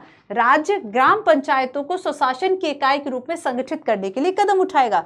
राज्य ये कदम उठा रहा है ना, स्टेट जो है वह कुछ ऐसे स्टेप्स उठाएगा कि कैसे जो पंचायतें वे एम्पावर हो जाए, उनको शक्तियां देने का काम करे। आर्टिकल 40, गांधी जी कहते हैं डिसेंट्रलाइजेशन होना चाहिए, विकेंद्रीकरण, मतलब शक्ति का कहीं एक ऐसा ना हो कि बस केंद्र के पास शक्तियां हैं, वही राज्य और स्थानीय स्तर की जो चीजें हैं, स्थानीय स्तर की जो परेशानी है, उससे निपटने के लिए वहां के लोग जो है वो ज्यादा सही तरीके से उसका सॉल्यूशन दे पाएंगे, ना कि केंद्र नीतियां बना पाएगा। वहां जरूरत पाने की थी, उन्होंने शिक्षा का प्रावधान किया हुआ है। इसके पीछे कारण क्या था? गलत नीतियां बनी। क्यों बनी? क्योंकि उन्हें जानकारी नहीं थी। तो यहाँ पर देखो कि जो राज्य है वो ये प्रयास करेगा। गांधी जी कहते हैं कि अगर विकेंद्रीकरण करना है, सबसे अच्छा है पंचायतों को अधिकार दे दो। 43 कहता है कि राज्य ग्रामीण क्षेत्रों में व्यक्तिगत और सहकारी आधार पर कुटीर उद्योगों को बढ़ावा देने का प्रयास करेगा। 43B कहता है सहकारी समितियां, यहां पे भी स्टार लगा देती हूं। 43B कहता है सहकारी समितियों के स्वैच्छिक गठन, स्वायत्त कामकाज, लोकतांत्रिक नियंत्रण, पेशेवर प्रबंधन को बढ़ाना। 43B। 46 कहता है कि राज्य जो कमजोर वर्ग है, जो अनुसूचित जाति जनजाति है, इनके शैक्षिक और आर्थिक हितों के लिए काम करेगा। 48 कहता है कि गाय, बछड़ा या अन्य दुधारू पशु के वध पर रोक लगाना, है ना। तो ये गांधीवादी हो गए। उदार बौद्धिकतावादी की बात करते हैं और कुछ क्वेश्चंस की बात करते हैं। उदार बौद्धिकतावादी में देखो 44 है, 45 है, 48, 48A, 49, 50, 51। ठीक है। 44 कहता है कि भारत के राज्य क्षेत्र में नागरिकों के लिए एक समान नागरिक संहिता को सुनिश्चित करेगा। यूनिफॉर्म सिविल कोड, एक ऐसा मुद्दा जो अभी काफी चर्चा में है फिर से, और ये देखो क्वेश्चन मेंस में और प्रीलिम्स में आगामी जो भी परीक्षा आपकी होगी पूरी संभावना है कि यहां से प्रश्न आए। 2020 का क्वेश्चन देखो, 2020 में क्वेश्चन पूछा गया था कि in India separation of judiciary from executive is enjoined by. 2020 में ये पूछा गया था कि जो न्यायपालिका का कार्यपालिका से पृथक्करण है किसमें सुनिश्चित किया गया है इसे, प्रियम्बल में, डीपीएसपी में, 7th शेड्यूल और कन्वेंशनल प्रैक्टिस। आप समझ जाएंगे कि चूंकि मैम डीपीएसपी पढ़ा रही हैं यही आंसर होगा। तो ये भी देखो कि ये जो है ना, ये उदार बौद्धिकतावादी सिद्धांत की बात की गई है, और ये क्या कहता है कि राज्य की लोक सेवाओं में न्यायपालिका को कार्यपालिका से अलग रखने के लिए जो कदम है वह उठाया जाएगा। तो ऐसा कौन सा आर्टिकल हो रहा है, ये याद रखना, ये आर्टिकल 50 को पूछ लिया गया था, आर्टिकल 50 को पूछ लिया गया था, और ये उदारवादी सिद्धांत है। ठीक है, ये उदारवादी सिद्धांत है। एक प्रश्न देखो, ये 2015 का प्रश्न है, हालांकि अभी फिर से चर्चा में है, बट प्रश्न को देख लो। उन संभावित कारकों पर चर्चा करें जो भारत को अपने नागरिकों के लिए राज्य के नीति निर्देशक सिद्धांतों के अनुसार एक समान नागरिक संहिता लागू करने से रोकते हैं। ऐसा आखिर क्या है? ऐसा आखिर क्या है भाई, आपको हर्डल्स बताने हैं। अच्छा ये बताओ इसका मतलब क्या है समान नागरिक? आप देखो इसको आप किस तरीके से आपको लिखना है। पहले तो आपने ये बता दिया कि जो यूनिफॉर्म सिविल कोड है ये आखिर क्या है, समान नागरिक संहिता जो है वह क्या है। आप इसमें बता सकते हैं कि भारत में एकमात्र ऐसा राज्य गोवा जो है इसमें केवल लागू है ना। और यूसीसी क्या है कि जो भी पर्सनल लॉ है ना, कि हिंदू मैरिज एक्ट अलग है, बाकी मैरिज एक्ट जो है वह अलग है। ठीक है, तो यहाँ पर जैसे कि हिंदू मैरिज एक्ट है, या फिर और अगर हम मुस्लिम या सिख की बात करें तो इनके लिए जो है वह अलग अलग प्रावधान है, मतलब पर्सनल लॉ अलग है। पर्सनल लॉ, शादी विवाह की बात करें, तलाक की बात करें, उत्तराधिकार की बात करें, शादी विवाह तलाक उत्तराधिकार, इन सभी को जो टैकल किया जाता है ना वो पर्सनल लॉ के तहत टैकल किया जाता है। अब जैसे कि आप देखेंगे कुछ केसेस में, जैसे मुस्लिम महिलाओं को तलाक के बाद गुजारा भत्ता नहीं दिया जाता, सुप्रीम कोर्ट जब पहुंचते हैं, कौन सा केस है बताओ जरा कमेंट करके, पढ़ाया है मैंने कई क्लासेस में। तो उसमें क्या होता है कि उस केस में सुप्रीम कोर्ट ने कहा कि गुजारा भत्ता जो है वह होना चाहिए, देना चाहिए, पक्ष में फैसला दिया, और वहां पे सुप्रीम कोर्ट के द्वारा ये आवश्यकता भी जाहिर की गई कि समान नागरिक संहिता होनी चाहिए, है ना। समान नागरिक संहिता होनी चाहिए क्योंकि इससे लैंगिक न्याय को बढ़ावा मिलेगा, एक समरूपता आएगी। बट देखो इसमें प्रॉब्लम ये है ना, अब दूसरा हम देखेंगे कि आखिर इसमें प्रॉब्लम्स क्या है, समस्याएं कहाँ हैं, हर्डल्स जो है वह कहाँ कहाँ हैं।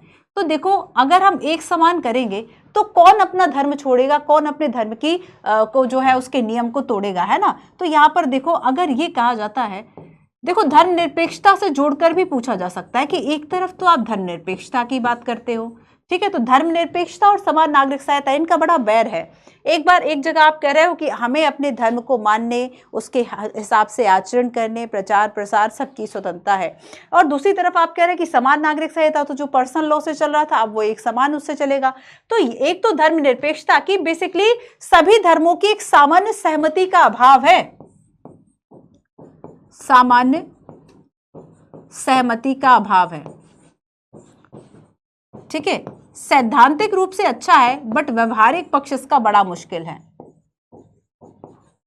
जो व्यवहारिक पक्ष है ना, व्यवहारिक पक्ष ये मुश्किल है कि आखिर इसको कैसे इंप्लीमेंट करेंगे, ठीक है। प्रॉपर जो है वह नीतियां नहीं है कि कैसे जो है आखिर हम सारी चीजों को चलाएंगे, तो एक सामान्य सहमति का अभाव है।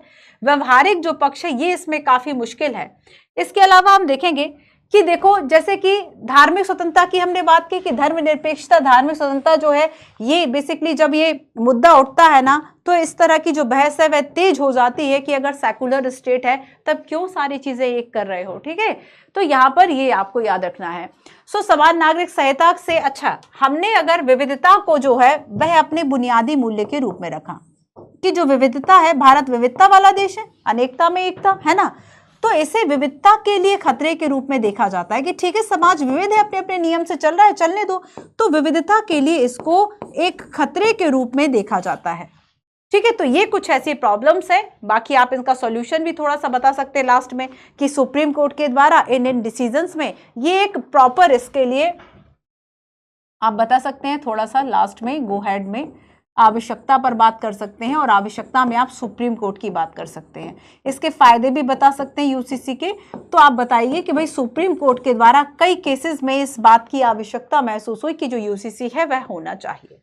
ठीक है, सो देखो 45 कहता है कि सभी बच्चों को 6 वर्ष की आयु पूरी करने तक प्रारंभिक बाल्यावस्था देखभाल शिक्षा, याद रखो 6 से 14 वर्ष जो आर्टिकल 21A में 86 अमेंडमेंट के द्वारा शामिल कर, कल पढ़ा था ना, इसी 45 से उठ के गया था, इसमें फिर 6 वर्ष तक के बच्चों के लिए छोड़ दिया, 6 से 14 वहां ले गए। ठीक है, 48 कृषि और पशुपालन को आधुनिक और वैज्ञानिक आधार की बात करता है। पर्यावरण की रक्षा सुरक्षा 48A बात करता है। 49 बात करता है ऐतिहासिक महत्व के स्मारक की रक्षा करना। 51 घोषणा करता है अंतर्राष्ट्रीय शांति और सुरक्षा का प्रयास करें। तो ये आपको इस तरह के, ये आपके सारे आर्टिकल्स हो गए, है ना, केवल आर्टिकल्स, लेकिन डीपीएसपी नहीं है, डीपीएसपी इसके बियॉन्ड बहुत ज्यादा है।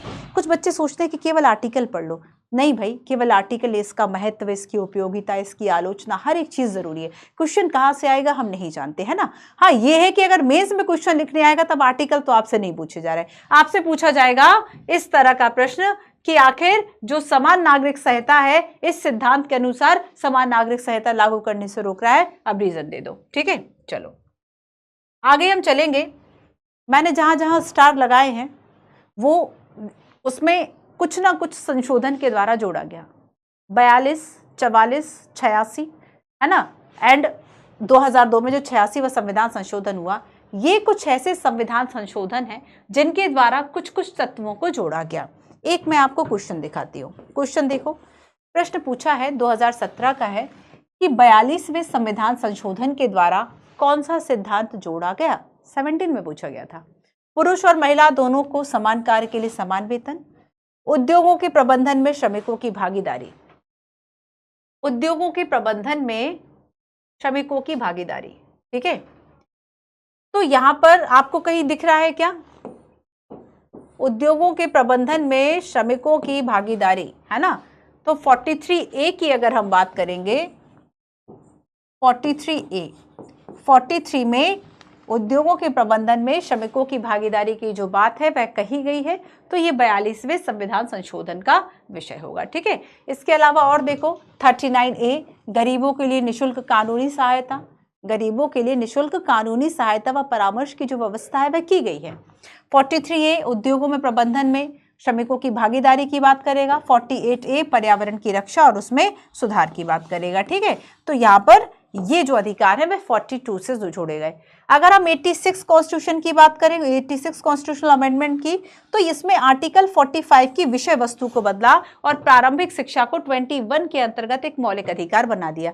यहाँ पे थी पहले प्रारंभिक शिक्षा, यहाँ से उठाया वहां रख दिया, क्योंकि वो चूंकि व्यक्तित्व के विकास के लिए, व्यक्ति के विकास के लिए शिक्षा बहुत महत्वपूर्ण है, तो इसे article 21A right to life personal liberty आपका आर्टिकल 21 है, आर्टिकल 21A में जो है इसको शामिल कर दिया।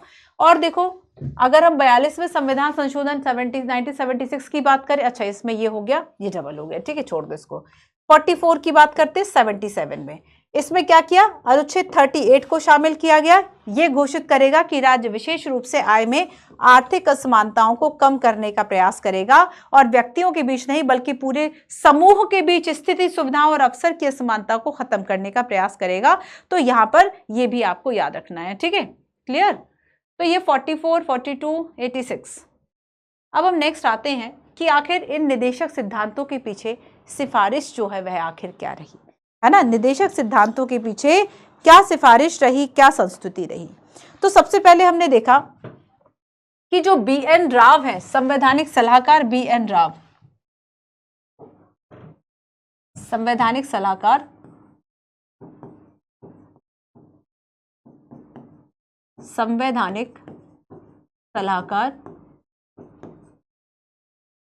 BN राव, इन्होंने क्या कहा कि जो व्यक्तिगत अधिकार है ना, इन्हें दो श्रेणियों में बांट दिया जाए। एक श्रेणी जो कि न्यायोचित हो और दूसरी श्रेणी में ऐसे अधिकारों को रखा जाए जो कि गैर न्यायोचित हो। दूसरी श्रेणी में ऐसी बातों को रखा जाए जो कि प्रकृति से कैसे हो, गैर न्यायोचित हो। आर्टिकल 37 कहता है कि ये तत्व देश के शासन में मूलभूत है और राज्य का कर्तव्य है कि इसका विधि में प्रयोग करे। और ये बेसिकली हम देखेंगे कि राज्य का एक नैतिक दायित्व है। नैतिक दायित्व इसलिए है और इसमें वास्तविक शक्ति जो है वह राजनीति के अर्थात जनमत की है, लोगों की है, क्योंकि लोग चाहते हैं कि एक ऐसा समाज बने, है ना, एक समता पूर्वक समाज बने और ऐसी कुछ नीतियां जरूर हो कि हर जो सरकार है वो इसको बेसिकली ध्यान में रखे। जैसे कि जो भी सरकारें आए, जो भी काम किए जाएं, जो भी नीतियां बनाई जाए, उसको इस तरीके से बनाया जाए कि इससे आर्थिक असमानता कम होगी, इससे ना कि आर्थिक असमानता को बढ़ाने का प्रयास किया जाए। तो सरकार इसका ध्यान रखेगी। तो बेसिकली याद रखना कि जो नीति के निर्देशक सिद्धांत है वो एक संस्तुति मतलब एक नैतिक दायित्व है ये, और इसके पीछे वास्तविक शक्ति राजनीतिक है या जनमत की शक्ति है। अल्लादी कृष्ण स्वामी अय्यर कहते हैं कि लोगों के लिए उत्तरदायी कोई भी मंत्रालय संविधान के भाग 4 में वर्णित उपबंधों की अवहेलना नहीं कर सकता। कोई भी मंत्रालय मतलब जो नीतियां अगर वह बनाएगा तो संविधान के भाग 4 को जरूर याद रखेगा। और एक और इंपॉर्टेंट बात, ऐसा क्या था कि देखो, पहली बात तो मैंने आपको जो शुरू में बताई कि जब इंडिपेंडेंट हुआ इंडिया उस वक्त हमारे सामने इतने सारे चैलेंजेस थे। उन चैलेंजेस में एक बात तो तय थी कि आने वाली सरकारें इन चैलेंजेस को दूर करने के लिए कुछ ऐसी नीतियां अपनाएगा जो कि सही हो। उन नीतियों को शामिल किया गया। और याद रखो कि उस वक्त जो सरकार है, जो देश है, वो उतना सक्षम नहीं था। अब उस वक्त हम अनाज में आत्मनिर्भर नहीं थे, है ना, अनाज में आत्मनिर्भर नहीं थे। इंडोनेशिया, अमेरिका की बात करेंगे, वहां से ज्यादा अनाज आ रहा था।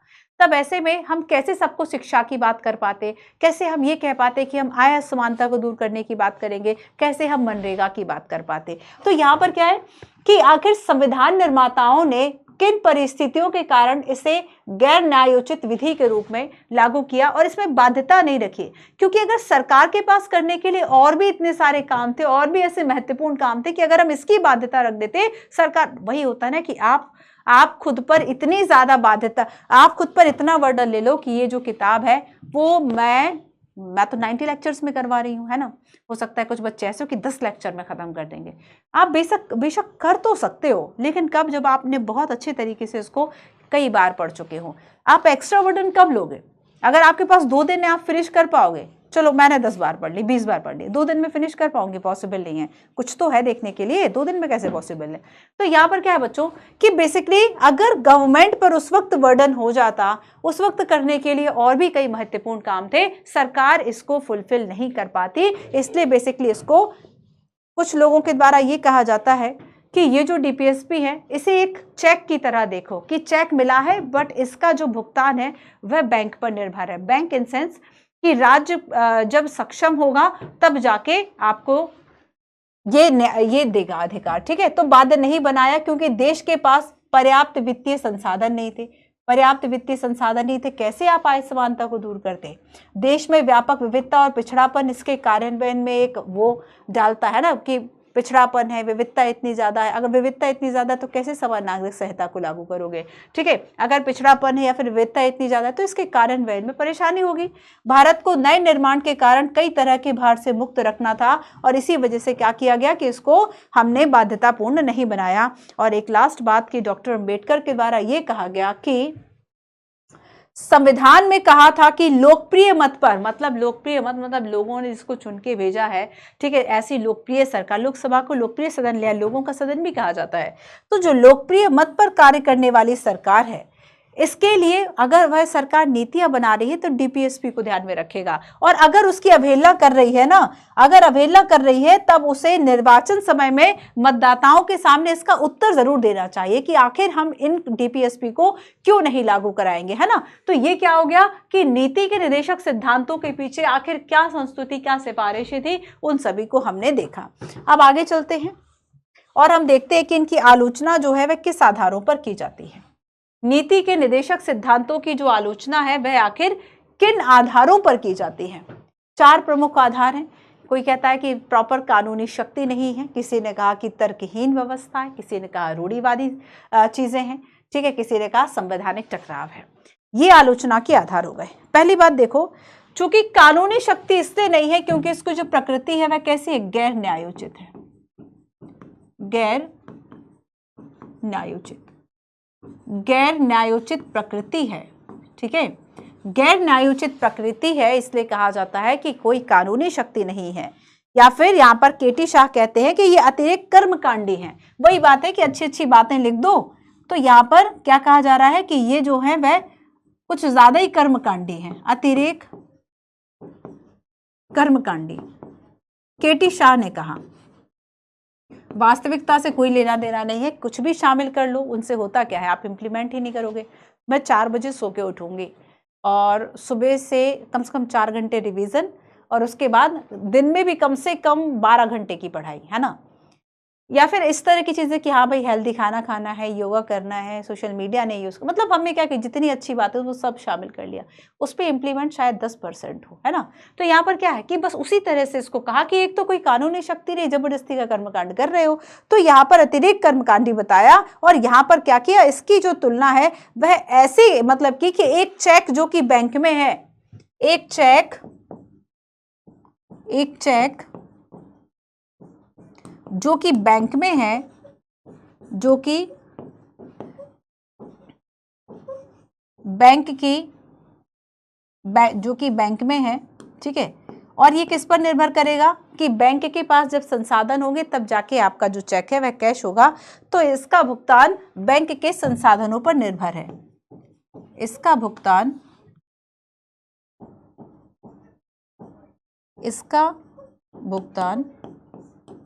बैंक के संसाधनों पर निर्भर है, बैंक के संसाधनों पर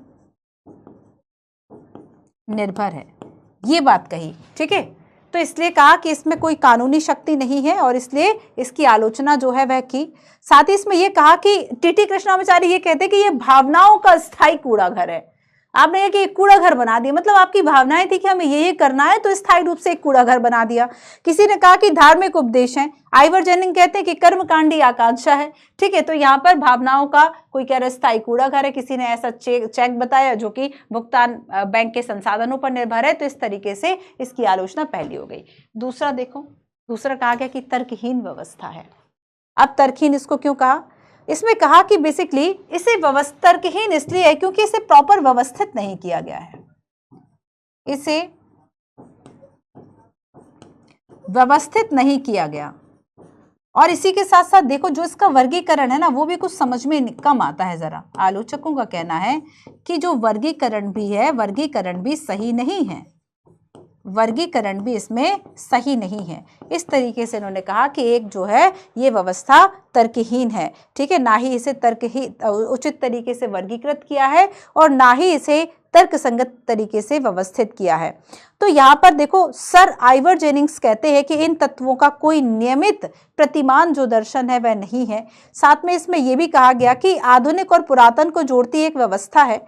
ठीक है, ये बात भी सही है कि आधुनिक और पुरातन व्यवस्था को जोड़ता हुआ एक तर्क है, लेकिन फिर भी इसको एक तर्कहीन जो व्यवस्था है वह कहा गया ज्यादातर। तीसरा है इसमें कि ये रूढ़िवादी हैं। आइवर जेनिंग कहते हैं कि ये निदेशक तत्व बेसिकली इंग्लैंड के एक राजनीतिक दर्शन पर आधारित है 19वीं सदी के। अब 21वीं सदी लग गई है ना, 19वीं सदी के इंग्लैंड के एक राजनीतिक दर्शन पर आधारित हैं। अब अगर आप 200 साल पहले की चीजें अपनाओगे, आज के युग में हो सकता है ना कि आज के स्तर की चीजें होती, आज के स्तर के दर्शन होते, क्योंकि समाज में तो देखो समाज तो 50 साल में बदल जाता है। अगर समाज की मान्यताएं 50 साल में बदल, लेकिन खैर मूल चीजें नहीं बदलती। कहने वाली बात है, आलोचना कर रहा है तो हम दूसरा पक्ष देख लेंगे ना, हम उस साइड खड़े हो गए कि चलो हम यहाँ से इसकी बुराइयां देख के बताते हैं क्या क्या बुराइयां देख रहे हैं। वही आपसे कहते हैं इसकी खूबी देख के बता दो, तो आपने उसी चीज की खूबी बता दी। तो यहाँ पर ये कहा जा रहा है कि बेसिकली उन्होंने टिप्पणी की कि सिडनी बैब और ब्रिटिश बैब के बेसिकली जो भूत हैं वो इस पाठ के पृष्ठों में प्रवेश कर रहे हैं। तो उन्होंने बेसिकली क्या कहा कि जो वहां पे राजनीतिक दर्शन तब था, है ना, उस राजनीतिक दर्शन को 200 साल बाद यहाँ इंप्लीमेंट किया। तो इन्होंने कहा कि सिडनी बैब का एक भूत है ये। ठीक है, साथ ही इन्होंने कहा कि समाजवाद के बिना बेसिकली एक फेबियन समाजवाद की जो बात है वह की जा रही है। ठीक है, एक फेबियन समाजवाद इसको कहा, फेबियन समाजवाद। ठीक है, और रूढ़िवादी किस आधार पर कि इंग्लैंड की 19वीं सदी के, इंग्लैंड के 19वीं सदी के दर्शन पर आधारित है, के दर्शन पर आधारित है। और लास्ट है इसमें संवैधानिक टकराव। कुछ नहीं है, इससे बस संवैधानिक टकराव होगा। कुछ लोगों का ये मानना है कि इससे क्या होगा, संवैधानिक टकराव का होगा। जैसे कि के संथानम कहते हैं कि इन तत्वों से केंद्र और राज्य के बीच में, राष्ट्रपति और प्रधानमंत्री के बीच में, राज्यपाल और मुख्यमंत्री के बीच में क्या होगा, एक संवैधानिक टकराव होगा। तो यहां पर यह कहा जा रहा है कि इन तत्वों से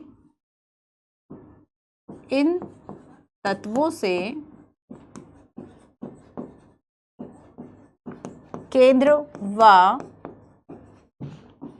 राज्य के बीच, राष्ट्रपति व राज्यपाल के बीच, राष्ट्रपति व पीएम कर लेते हैं, ठीक है, राष्ट्रपति व पीएम के बीच क्या होगा, एक संवैधानिक टकराव होगा, एक संवैधानिक टकराव होगा। देखो इसके पीछे ये बात भी सही है कि जैसे कि हमने देखा था कि जो डीपीएसपी का है, इसका उद्देश्य क्या है, समाज की भलाई करना। इसका उद्देश्य क्या है, समाज की भलाई करना, है ना। तो जहां तहां सबसे ज्यादा डीपीएसपी जो टकराया वो फंडामेंटल राइट से टकराया। और फंडामेंटल राइट कहता है कि हम यहाँ पे व्यक्तियों की बात करेंगे, ठीक है, और इसमें भी वही राइट टू प्रॉपर्टी। तो राइट टू प्रॉपर्टी व्यक्ति का हो गया, लेकिन समाज के लिए जरूरी था ना कि हम जमींदार प्रथा और इन सभी चीजों का उन्मूलन करते, ठीक है। तो यहाँ पर ये संवैधानिक जो टकराव की बात है वह करते हैं। लेकिन फिर भी हम कहेंगे कि जो संविधान में इन्हें मूलभूत जो है वह देखा जाना चाहिए, है ना, मूलभूत सिद्धांतों की तरह देखा जाना चाहिए। इन आलोचनाओं के बावजूद भी इसका इंपॉर्टेंस बहुत ज़्यादा है। तो बस वही इंपॉर्टेंस हम देख लेते हैं, ठीक है, वही इंपॉर्टेंस जो है वह हम देख लेते हैं। तो इन तत्वों की उपयोगिता क्या है कि इन कमियों के बावजूद भी, आलोचनाओं के बावजूद भी नीति निदेशक के एक तरह से आवश्यक सिद्धांत और हमारी व्यवस्था के लिए बहुत ही मूलभूत हैं। एल.एम. सिंघवी कहते हैं कि निदेशक तत्वों के अनुसार निदेशक तत्व जो है संविधान को जीवन दान देने वाली व्यवस्थाएं हैं और संविधान के आवरण और सामाजिक न्याय में इसका जो दर्शन है वह हमें देखने को मिलता है। तो यहाँ पर सिंघवी, एल.एम. सिंघवी जो है वह ये कहते हैं कि हमारे संविधान को ये जीवन देने वाली व्यवस्थाएं हैं, जीवनदायी वाली व्यवस्थाएं हैं, क्योंकि सरकार के द्वारा अगर समय समय पर कुछ ऐसे डिसीजन, कुछ ऐसे निर्णय लिए गए, वो नीति निदेशक सिद्धांतों के बिहाफ पर लिए गए। भारत के पूर्व मुख्य न्यायाधीश एम.सी. छांगला की बात करेंगे। इन्होंने कहा कि यदि सभी तत्वों का पूरी तरह से पालन किया जाए तो हमारा देश तो स्वर्ग हो जाएगा। इन्होंने इसलिए कहा क्योंकि भारत राजनीतिक मामले में तब ना केवल लोकतांत्रिक देश होगा बल्कि नागरिक के कल्याण के लिए भी कल्याणकारी राज्य होगा। तो इन्होंने कहा कि भाई हमारा देश तो ये पृथ्वी पर स्वर्ग की तरह दिखने लगेगा, और स्वर्ग का इन्होंने मतलब ये दिया कि ये कल्याणकारी होगा, है ना। तो बहुत इसकी उपयोगिता देखने वालों ने इसे कल्याणकारी सिद्धांत के रूप में और पृथ्वी को एक, अपने देश को एक स्वर्ग बनाने के सिद्धांतों के रूप में इसको देखा। नेक्स्ट यहाँ पर देखो, बी.आर. अम्बेडकर कहते हैं कि नीति के निदेशक तत्वों में बहुत बड़ा मूल्य यह है कि भारतीय राज्य व्यवस्था में आर्थिक और लोकतंत्र को निर्धारित करते हैं। और आर्थिक और राजनीतिक लोकतंत्र और आर्थिक लोकतंत्र बेसिकली एक है ना, मतलब एक दूसरे के पूरक हैं, ये एक दूसरे के ये पूरक हैं, ठीक है। राज्य प्राधिकारियों के लिए नैतिक आवश्यकता है और शैक्षिक मूल्य वाला भी इनको बताया गया है। तो बेसिकली एक नैतिक दायित्व जो है इनका बनता है, ठीक है, नैतिक दायित्व की तरह ये है। इसके अलावा देखो ये कई भूमिकाएं भी अदा करते हैं, जैसे कि सामाजिक, आर्थिक और राजनीतिक क्षेत्रों में एक जो निरंतरता है वह बनी रहे, ठीक है, इससे संबंधित जो नीतियां हैं वह बनती रहें, कल्याणकारी नीतियां बनती रहें, इसमें एक बड़ा रोल होता है। नागरिकों के मूल अधिकार के ये पूरक हैं। दूसरी बात क्या है कि अगर हम फंडामेंटल राइट्स की बात करें तो डीपीएसपी को अपनाने के पीछे का भाव क्या है, जो हमने एनसीईआरटी में लाइन पढ़ी थी, इसमें कुछ ऐसे सिद्धांत है, कुछ ऐसे अधिकार है जो कि हमें फंडामेंटल राइट्स के अलावा भी मिलने चाहिए। इसका मतलब क्या है कि नागरिकों को मूल अधिकारों के अलावा कुछ अधिकार मिलने चाहिए। केवल राजनीतिक लोकतंत्र नहीं बल्कि हमें सामाजिक और आर्थिक लोकतंत्र की स्थापना, सामाजिक और आर्थिक न्याय जो है वह भी हमें चाहिए, ठीक है। और कहा जाता है कि राजनीतिक लोकतंत्र बिना आर्थिक लोकतंत्र के बिल्कुल भी नहीं हो सकता। तो कुछ लोग अगर ये कहें कि भाई राजनीतिक घोषणा पत्र है या फिर कुछ ऐसा है, वो भी ठीक है, लेकिन इनकी उपयोगिता तो डेफिनेटली है और इनकी उपयोगिता से कोई भी जो है वे डिनाई नहीं कर सकता, ठीक है। नेक्स्ट हम देखेंगे फंडामेंटल राइट्स और नीति के निदेशक तत्वों में कहां कहां जो है वह टकराव होता है। फंडामेंटल राइट्स और डीपीएसपी में कहाँ कहाँ टकराव होता है, इस टकराव को हम पढ़ते हैं। ठीक है, तो टकराव बचा हुआ है और डीपीएसपी का जो कार्यान्वयन है वह कब कब किया गया, मतलब किस किस आर्टिकल के द्वारा बेसिकली, या सरकार ने किस नीतियों के द्वारा जो नीतियां बनाई उसमें इसको शामिल किया गया, इन सभी की भी हम बात करेंगे। तो देखो बेसिकली हमने देखा क्या क्या है आज की क्लास में, एक बार देखो लास्ट के आपके 2 उपाय बचे हैं, है ना, 2 चीजें बची, इसको हम पढ़ लेते हैं। अभी देख लो, अभी तक हम पढ़ चुके हैं नीति निर्देशक तत्व, इसकी विशेषताएं, तत्व का वर्गीकरण, संशोधन से जुड़े तत्व, डीपीएसपी के पीछे संस्तुति, इसकी आलोचना, इसकी उपयोगिता। अब बचा है टकराव और क्रियान्वयन। अभी तक हमने देखा कि किस तरीके से फंडामेंटल राइट और डीपीएसपी जो है इसमें अंतर है, लेकिन ये एक दूसरे के पूरक है, क्योंकि हमें राजनीतिक लोकतंत्र की जो कल्पना है वो हम आर्थिक लोकतंत्र के बिना नहीं कर सकते, है ना। साथ ही हमने काफी सारे क्वेश्चन देखे, इसकी विशेषताओं में हमने देखा कि आर्टिकल 36 क्या कह रहा है, निदेशक तत्व किसके अनुदेशों के समान है, वेलफेयर स्टेट का कॉन्सेप्ट है, और यूपीएससी ने कहाँ प्रश्न पूछा कि वेलफेयर स्टेट का जो कॉन्सेप्ट है 2015 में पूछा था, किस में निहित है। साथ ही क्या ये प्रवर्तनीय है, ये इसकी मुख्य विशेषताएं हैं, प्रवर्तनीय है या नहीं है, इन बातों को भी पूछा गया है। ठीक है, 3 तरह से इसका वर्गीकरण किया जाता है, समाजवादी, गांधीवादी, उदार बौद्धिकतावादी, लेकिन आलोचना में हम पढ़ते हैं कि ये व्यवस्थित नहीं है ना, ये बहुत ज्यादा व्यवस्थित व्यवस्थाएं नहीं है। नेक्स्ट हमने देखा क्वेश्चन 1, धन का संकेंद्रण, गांधीवादी सिद्धांत और उदार बौद्धिकतावादी, ये आपको याद करना है, ध्यान रखिएगा। एक मैंने आपको क्वेश्चन बताया जो कि 2015 में पूछा गया था, ध्यान रखना फिर से यहाँ से जो प्रश्न है वह आ सकता है, क्योंकि फिर से सरकार की जो तेजी है ना इस टॉपिक पे वो शुरू हो चुकी है। संशोधन के द्वारा किस किस को जोड़ा गया, क्या संस्तुति थी, आलोचना क्या है ना, उपयोगिता क्या है, इन सब की हम बात अभी तक कर चुके हैं। अब लास्ट हमें जो 2 बातें हैं वो और हमें समझना है कि इनका जो कार्यान्वयन है और इनके बीच में जो टकराव है वह आखिर किस तरीके से होगा। देखो मौलिक अधिकार और डीपीएसपी में अगर हम टकराव की बात करें तो इससे संबंध में कई केसेस हैं। ठीक है, 3-4 केसेस को हम पढ़ेंगे।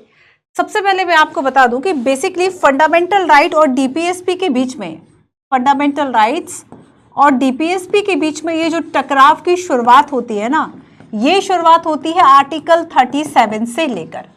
ठीक है, ये जो टकराव है ये कैसे शुरू हुआ, ये शुरू हुआ चूंकि आर्टिकल 37 ये कहता है, अनुच्छेद 37 आर्टिकल 37 कहता है कि डीपीएसपी को लागू करना,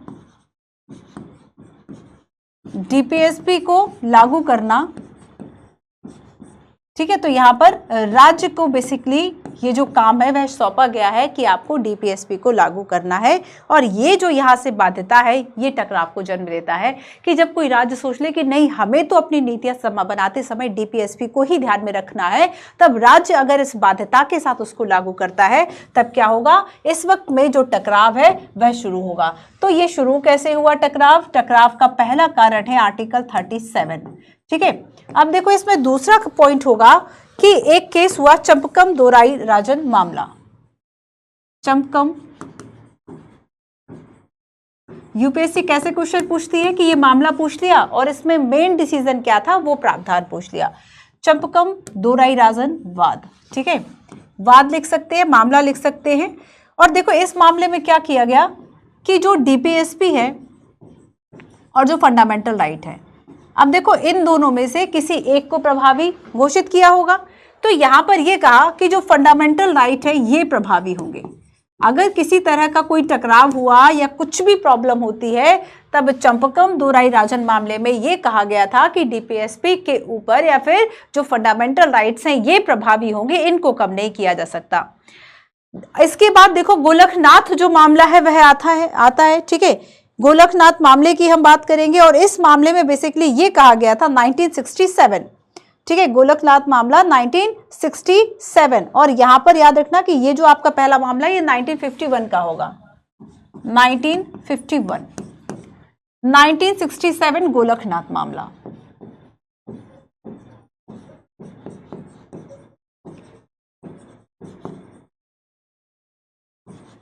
कभी कभी क्या हुआ कि एक ही वाद में, जैसे सुप्रीम कोर्ट के पास ये अधिकार है कि वो अपने निर्णयों से बंधा हुआ नहीं है। हालांकि सुप्रीम कोर्ट के जो निर्णय हैं वह अधीनस्थ सभी न्यायालयों पर एक तरह से बाध्यकारी रूप से लागू होंगे, लेकिन खुद सुप्रीम कोर्ट उससे बंधा हुआ नहीं है। तो सुप्रीम कोर्ट समटाइम्स क्या करता है, अगर लगता है कि इसकी कोई नई व्याख्या हो सकती है, नई व्याख्या कर देता है। तो इसे क्या है, चेंज किया जा सकता है। तो समटाइम्स वो क्या करता है, चेंज कर देता है। तो इसमें क्या व्यवस्था दी गई थी कि जो संसद है, संसद द्वारा फंडामेंटल राइट्स को समाप्त नहीं किया जा सकता। फंडामेंटल राइट्स को समाप्त नहीं किया जा सकता, नहीं किया जा सकता। ठीक है। दूसरा इसमें यह कहा कि डीपीएसपी को लागू करने के लिए आप फंडामेंटल राइट में संशोधन नहीं कर सकते। डीपीएसपी को लागू करने में फंडामेंटल राइट में संशोधन नहीं कर सकते। फंडामेंटल राइट में संशोधन नहीं, देखो हाँ और नहीं को बहुत ध्यान से पढ़ना, ठीक है। यहाँ ना का मतलब हाँ नहीं होगा, यहाँ ना का मतलब ना ही होगा। सो डीपीएसपी को लागू करने में फंडामेंटल राइट से किसी भी तरह का जो समझौता है वह नहीं किया जाएगा, ऐसी बात इसमें कही गई। नेक्स्ट देखो बच्चों, एक 24वां संविधान संशोधन हुआ है ना। आगे हम देखेंगे कि एक जो 24वां संविधान संशोधन हुआ, 24वां और 25वां दो संविधान संशोधन की बेसिकली इसमें चर्चा की गई है। तो अच्छा, 25वां संविधान संशोधन की हम पहले बात कर लेते हैं। 25 संविधान संशोधन के द्वारा एक नया जो आर्टिकल है वह जोड़ा गया। 25वां संविधान संशोधन, 25वां संविधान संशोधन, और इसमें एक नया अनुच्छेद जोड़ा गया, 31 ग। नया अनुच्छेद 31 जो गा है, इसको इसमें जोड़ा गया, ठीक है।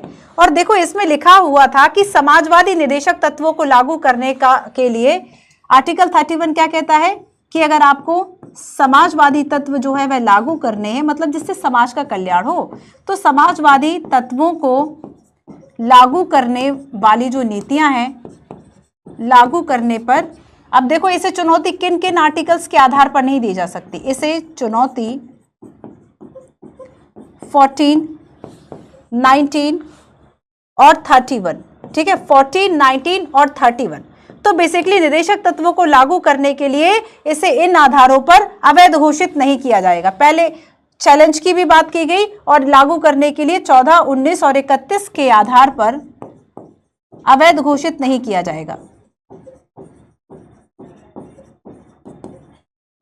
सुप्रीम कोर्ट क्या कहता है, आर्टिकल 13 क्या कहता है, घोषित नहीं किया जाएगा।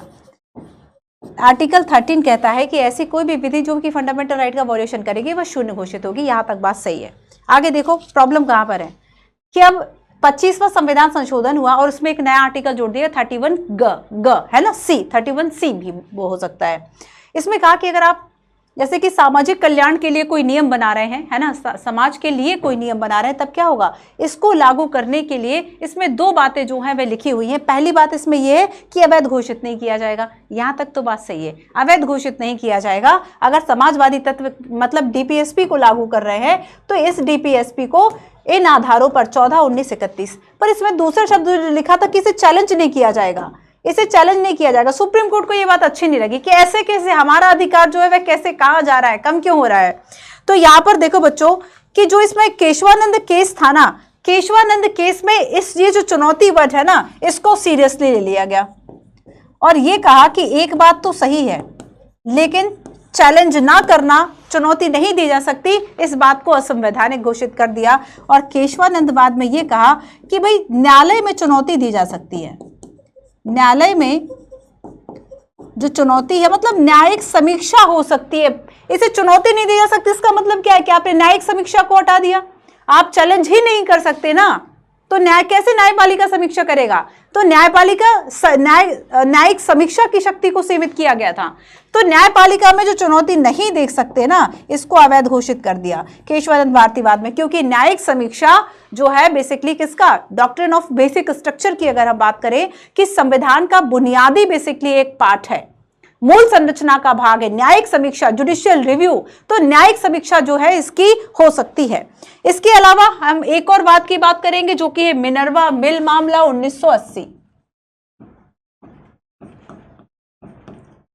मिनर्वा मिल्स मामला 1980, इसमें जानते हो क्या कहा गया, इसमें कहा कि एक के बिना दूसरे की कल्पना नहीं है, इसलिए फंडामेंटल राइट और डीपीएसपी के बीच में एक जो संतुलन है वह होना चाहिए। फंडामेंटल राइट एंड डीपीएसपी के बीच में बेसिकली क्या होना चाहिए, एक जो संतुलन की बात है वह यहाँ पर की जाती है। उच्चतम न्यायालय ने इसमें यह कहा था कि संतुलन होना चाहिए, क्योंकि सामाजिक क्रांति के बेसिकली एक ही वादे से दोनों चीजें जुड़ी हुई हैं, चाहे फंडामेंटल राइट्स हो और चाहे फंडामेंटल राइट व्यक्तियों की बात कर रहा है, समाज की बात डीपीएसपी कर रहा है। तो एक सामाजिक क्रांति में ये दोनों चीजों की आवश्यकता है कि व्यक्ति भी सुरक्षित हो, समाज भी सुरक्षित हो। और ऐसे में कहा जाता है कि ये बेसिकली क्या है, एक रथ के दो पहिए हैं। एक रथ के दो पहियों से इनकी जो तुलना है वह की गई और कहा कि अगर आप एक ही रथ पे सारी चीजें लाते हैं तो उससे क्या होगा, एक ही पहिया, बैलेंस बिगड़ जाएगा। और इसके लिए क्या है, संतुलन जो है वह बहुत जरूरी है। अब देखो, जैसे कि यूपीएससी ने एक बार प्रश्न पूछा था, शायद कि हो तो होलोहन मामला था, और उसमें यह पूछ लिया कि इसमें न्यायपालिका ने क्या निर्णय दिया। अब जैसे कि मान लो मिनर्वा मिल्स मामला आ जाए, मिनर्वा मिल्स मामला, या फिर प्रश्न आ जाए कि डीपीएसपी, राज्य के नीति के निर्देशक तत्व और जो फंडामेंटल राइट्स है, ये इनके बीच में संतुलन कैसे हो, तब आप मिनर्वा मिल मामला जो है वहां से शुरुआत कीजिए और बताइए किस तरीके से सामाजिक लोकतंत्र के लिए दोनों ही जो वायदे हैं वह बहुत ज्यादा जरूरी होते हैं। ठीक है, तो मूल भावना यही कहती है कि संतुलन जो है वह संतुलन, मूल भावना और संतुलन संविधान के बुनियादी ढांचे के लिए आवश्यक विशेषता है, और जो भी लक्ष्य हमें प्राप्त करने हैं वह हमें निर्देशक तत्व और मूल अधिकार दोनों से प्राप्त कर पाएंगे, किसी एक के वश के बाहर नहीं है ना, किसी एक के वश की जो बात है वह नहीं है। चलिए, तो ये बेसिकली टकराव के कुछ मामले थे। यहाँ पे आपको थोड़ा सा एक्स्ट्रा लिखा हुआ है, इसको आप पढ़ लीजिएगा। लास्ट हम देखते हैं कि डीपीएसपी का कार्यान्वयन कब कब किया है। कार्यान्वयन इन सेंस की कब आखिर कह तो दिया अपने आर्टिकल 37 के अंतर्गत। आर्टिकल 37 क्या कह रहा है कि राज्य जो है वह क्या करेगा, इस भाग में समाहित सिद्धांतों को लागू करेगा। ये तो हमने कह दिया, बट कब कब किया ये भी तो देख लो। आर्टिकल 37 क्या कह रहा है, राज्य इस भाग में मतलब डीपीएसपी भाग 4 है ना, इस भाग में समाहित सिद्धांत लागू करेगा। और यहां से वो डिबेट शुरू भी हो गई थी ना डीपीएसपी वाली। पहली बात देखो कब लागू किया, भूमि सुधार। और इसमें क्या था कि लगभग सभी राज्यों ने भूमि सुधार जो कानून है वह पारित किए, और इन उपायों जैसे कि जमींदार, बिचौलिए, भूमिहीन मजदूरों के बीच में अधिशेष भूमि का वितरण। अब जब जमींदारी उन्मूलन किया गया, राइट टू प्रॉपर्टी बड़ी बीच में आ रही थी।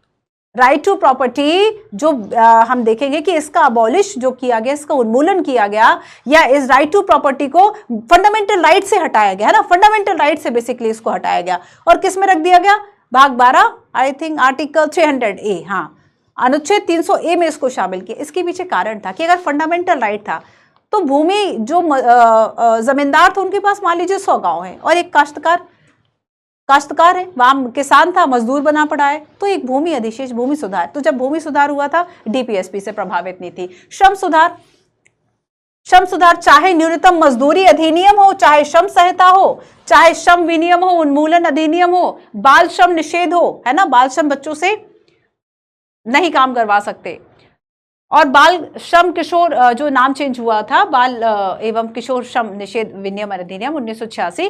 तो इस तरीके से क्या ये जो भी श्रम सुधार हो रहे हैं, भूमि सुधार हो रहे हैं, सबसे बड़ा उदाहरण पंचायती राज व्यवस्था का 73 संविधान संशोधन हुआ, अनुच्छेद 40 में जो संवैधानिक दायित्व राज्य के पास था उसने वह पूरा कर लिया।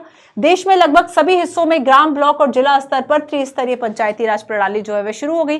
तो ये जब सब किए ना, इसे डीपीएसपी के कार्यान्वयन के रूप में देखा जाता है। इसके अलावा देखो कुटीर उद्योगों की बात की जाती है, तो चाहे ग्राम उद्योग आयोग की स्थापना हो, चाहे अखिल भारतीय हस्तशिल्प बोर्ड हो, चाहे कायर बोर्ड हो, कुटीर उद्योगों को वित्त और विपणन की आवश्यक सहायता देना हो, तो सरकार ने क्या किया, कई इस तरह के जो बोर्ड है वह स्थापित किए। तो कहीं ना कहीं नीति बनाते समय ध्यान में तो रखा ही, तो कुटीर उद्योगों को प्रोत्साहन देने किस में आएगा, डीपीएसपी में आएगा। शिक्षा की बात करेंगे, आर्टिकल 45 में दिए गए प्रावधानों के अनुसार निःशुल्क और अनिवार्य शिक्षा का जो प्रावधान था ना, वो 83 संविधान संशोधन के द्वारा उसको शिफ्ट कर दिया, इसकी विषय वस्तु बदल दी गई और 21A में इसको एज अ फंडामेंटल राइट रख दिया गया।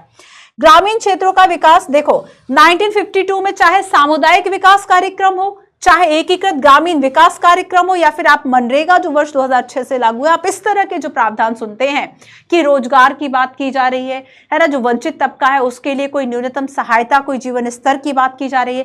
तो जब जब इन सभी उद्देश्यों के लिए इन नीतियों को लागू किया गया, इन अधिनियमों के द्वारा, तब तब डीपीएसपी को प्रभावी किया गया। पर्यावरण की बात होती है तो पर्यावरण संरक्षण के लिए जो प्रयास हैं वह किए गए। ठीक है, तो ये कुछ ऐसी बातें थी। तो कार्यान्वयन के लिए देखो, इसको आप पढ़ लेना। ठीक है, चमकम दोराय राजन मामला जो है वह क्या है, गोलकनाथ मामला क्या है, बाकी मेन चीजें मैंने आपको बता दी, केशवानंद क्या है और मिनर्वा मिल जो मामला है वह क्या है। ठीक है, इसके अलावा तो आज की क्लास में हमने यहां पर जो बात की, ठीक है, वो नीति के निदेशक तत्वों की थी और इसके हमने इन सभी बातों पर, सभी मुद्दों पर, अच्छा रिवीजन मैंने आपको करवा ही दिया है, इन सभी मुद्दों पर हमने चर्चा की। कॉन्टिन्यूटी के साथ जो क्लासेस है वह देखते रहिए। अगर आपको फ्री ऑफ कॉस्ट जो है वह सारे सब्जेक्ट कवर कराए जा रहे हैं बच्चों, तो आपका भी यहाँ पर एक रिस्पॉन्सिबिलिटी बनती है कि आप कॉन्टिन्यूटी के साथ जो क्लासेस है वह देखें, उसके नोट्स बनाएं, रिविजन करें। ठीक है, अगर आप नेक्स्ट जो 24 में होने वाला एग्जाम अगर देने वाले हैं, उसके लिए पूरी पॉलिटी की क्लासेस, सारे पॉलिटी के लेक्चर्स आपको इस सीरीज में अवेलेबल होंगे। ये सीरीज कोई बीच में बंद होने वाली नहीं है। अभी आपको नंबर ऑफ क्लासेस केवल वीकडेज में 2 मिल रही है, उसके बाद धीरे धीरे आपके लेक्चर्स की जो संख्या है वह बढ़ा दी जाएगी, ताकि आप अपने प्रीलिम्स के पहले इस जो सब्जेक्ट है आपका, आप इसको कंप्लीट कर सके, पॉलिटी की लक्ष्मीकांत को कंप्लीट कर सके। एनसीईआरटी आप जो पढ़ चुके हैं उसको भूलना नहीं है, उसको लगातार पढ़ते रहना है। करंट अफेयर को भी साथ में पढ़ते रहिए। तो आपने एनसीईआरटी कर ली, लक्ष्मीकांत कर रहे हैं, करंट अफेयर देखते रहो और पीवाईक्यू मेंस थोड़ा सा आंसर राइटिंग करते रहना है। कुछ एमसीक्यूज में करा देती हूँ, कुछ बाकी आप अपने हिसाब से कीजिए, है ना। मॉक लगाते रहो, टेस्ट लगाते रहो, देखते रहो कि जो हमने पढ़ लिया है उससे क्वेश्चन आ रहा नहीं आ रहा। अगर नहीं आ रहा तो कहाँ कमी है, क्या हमारे पास कंटेंट एंड इन्फॉर्मेशन की कमी है, किताबों से चीज़ों को पढ़ना सीखो। ठीक है, तो मिलते हैं अपनी नेक्स्ट क्लास में। Thank you so much.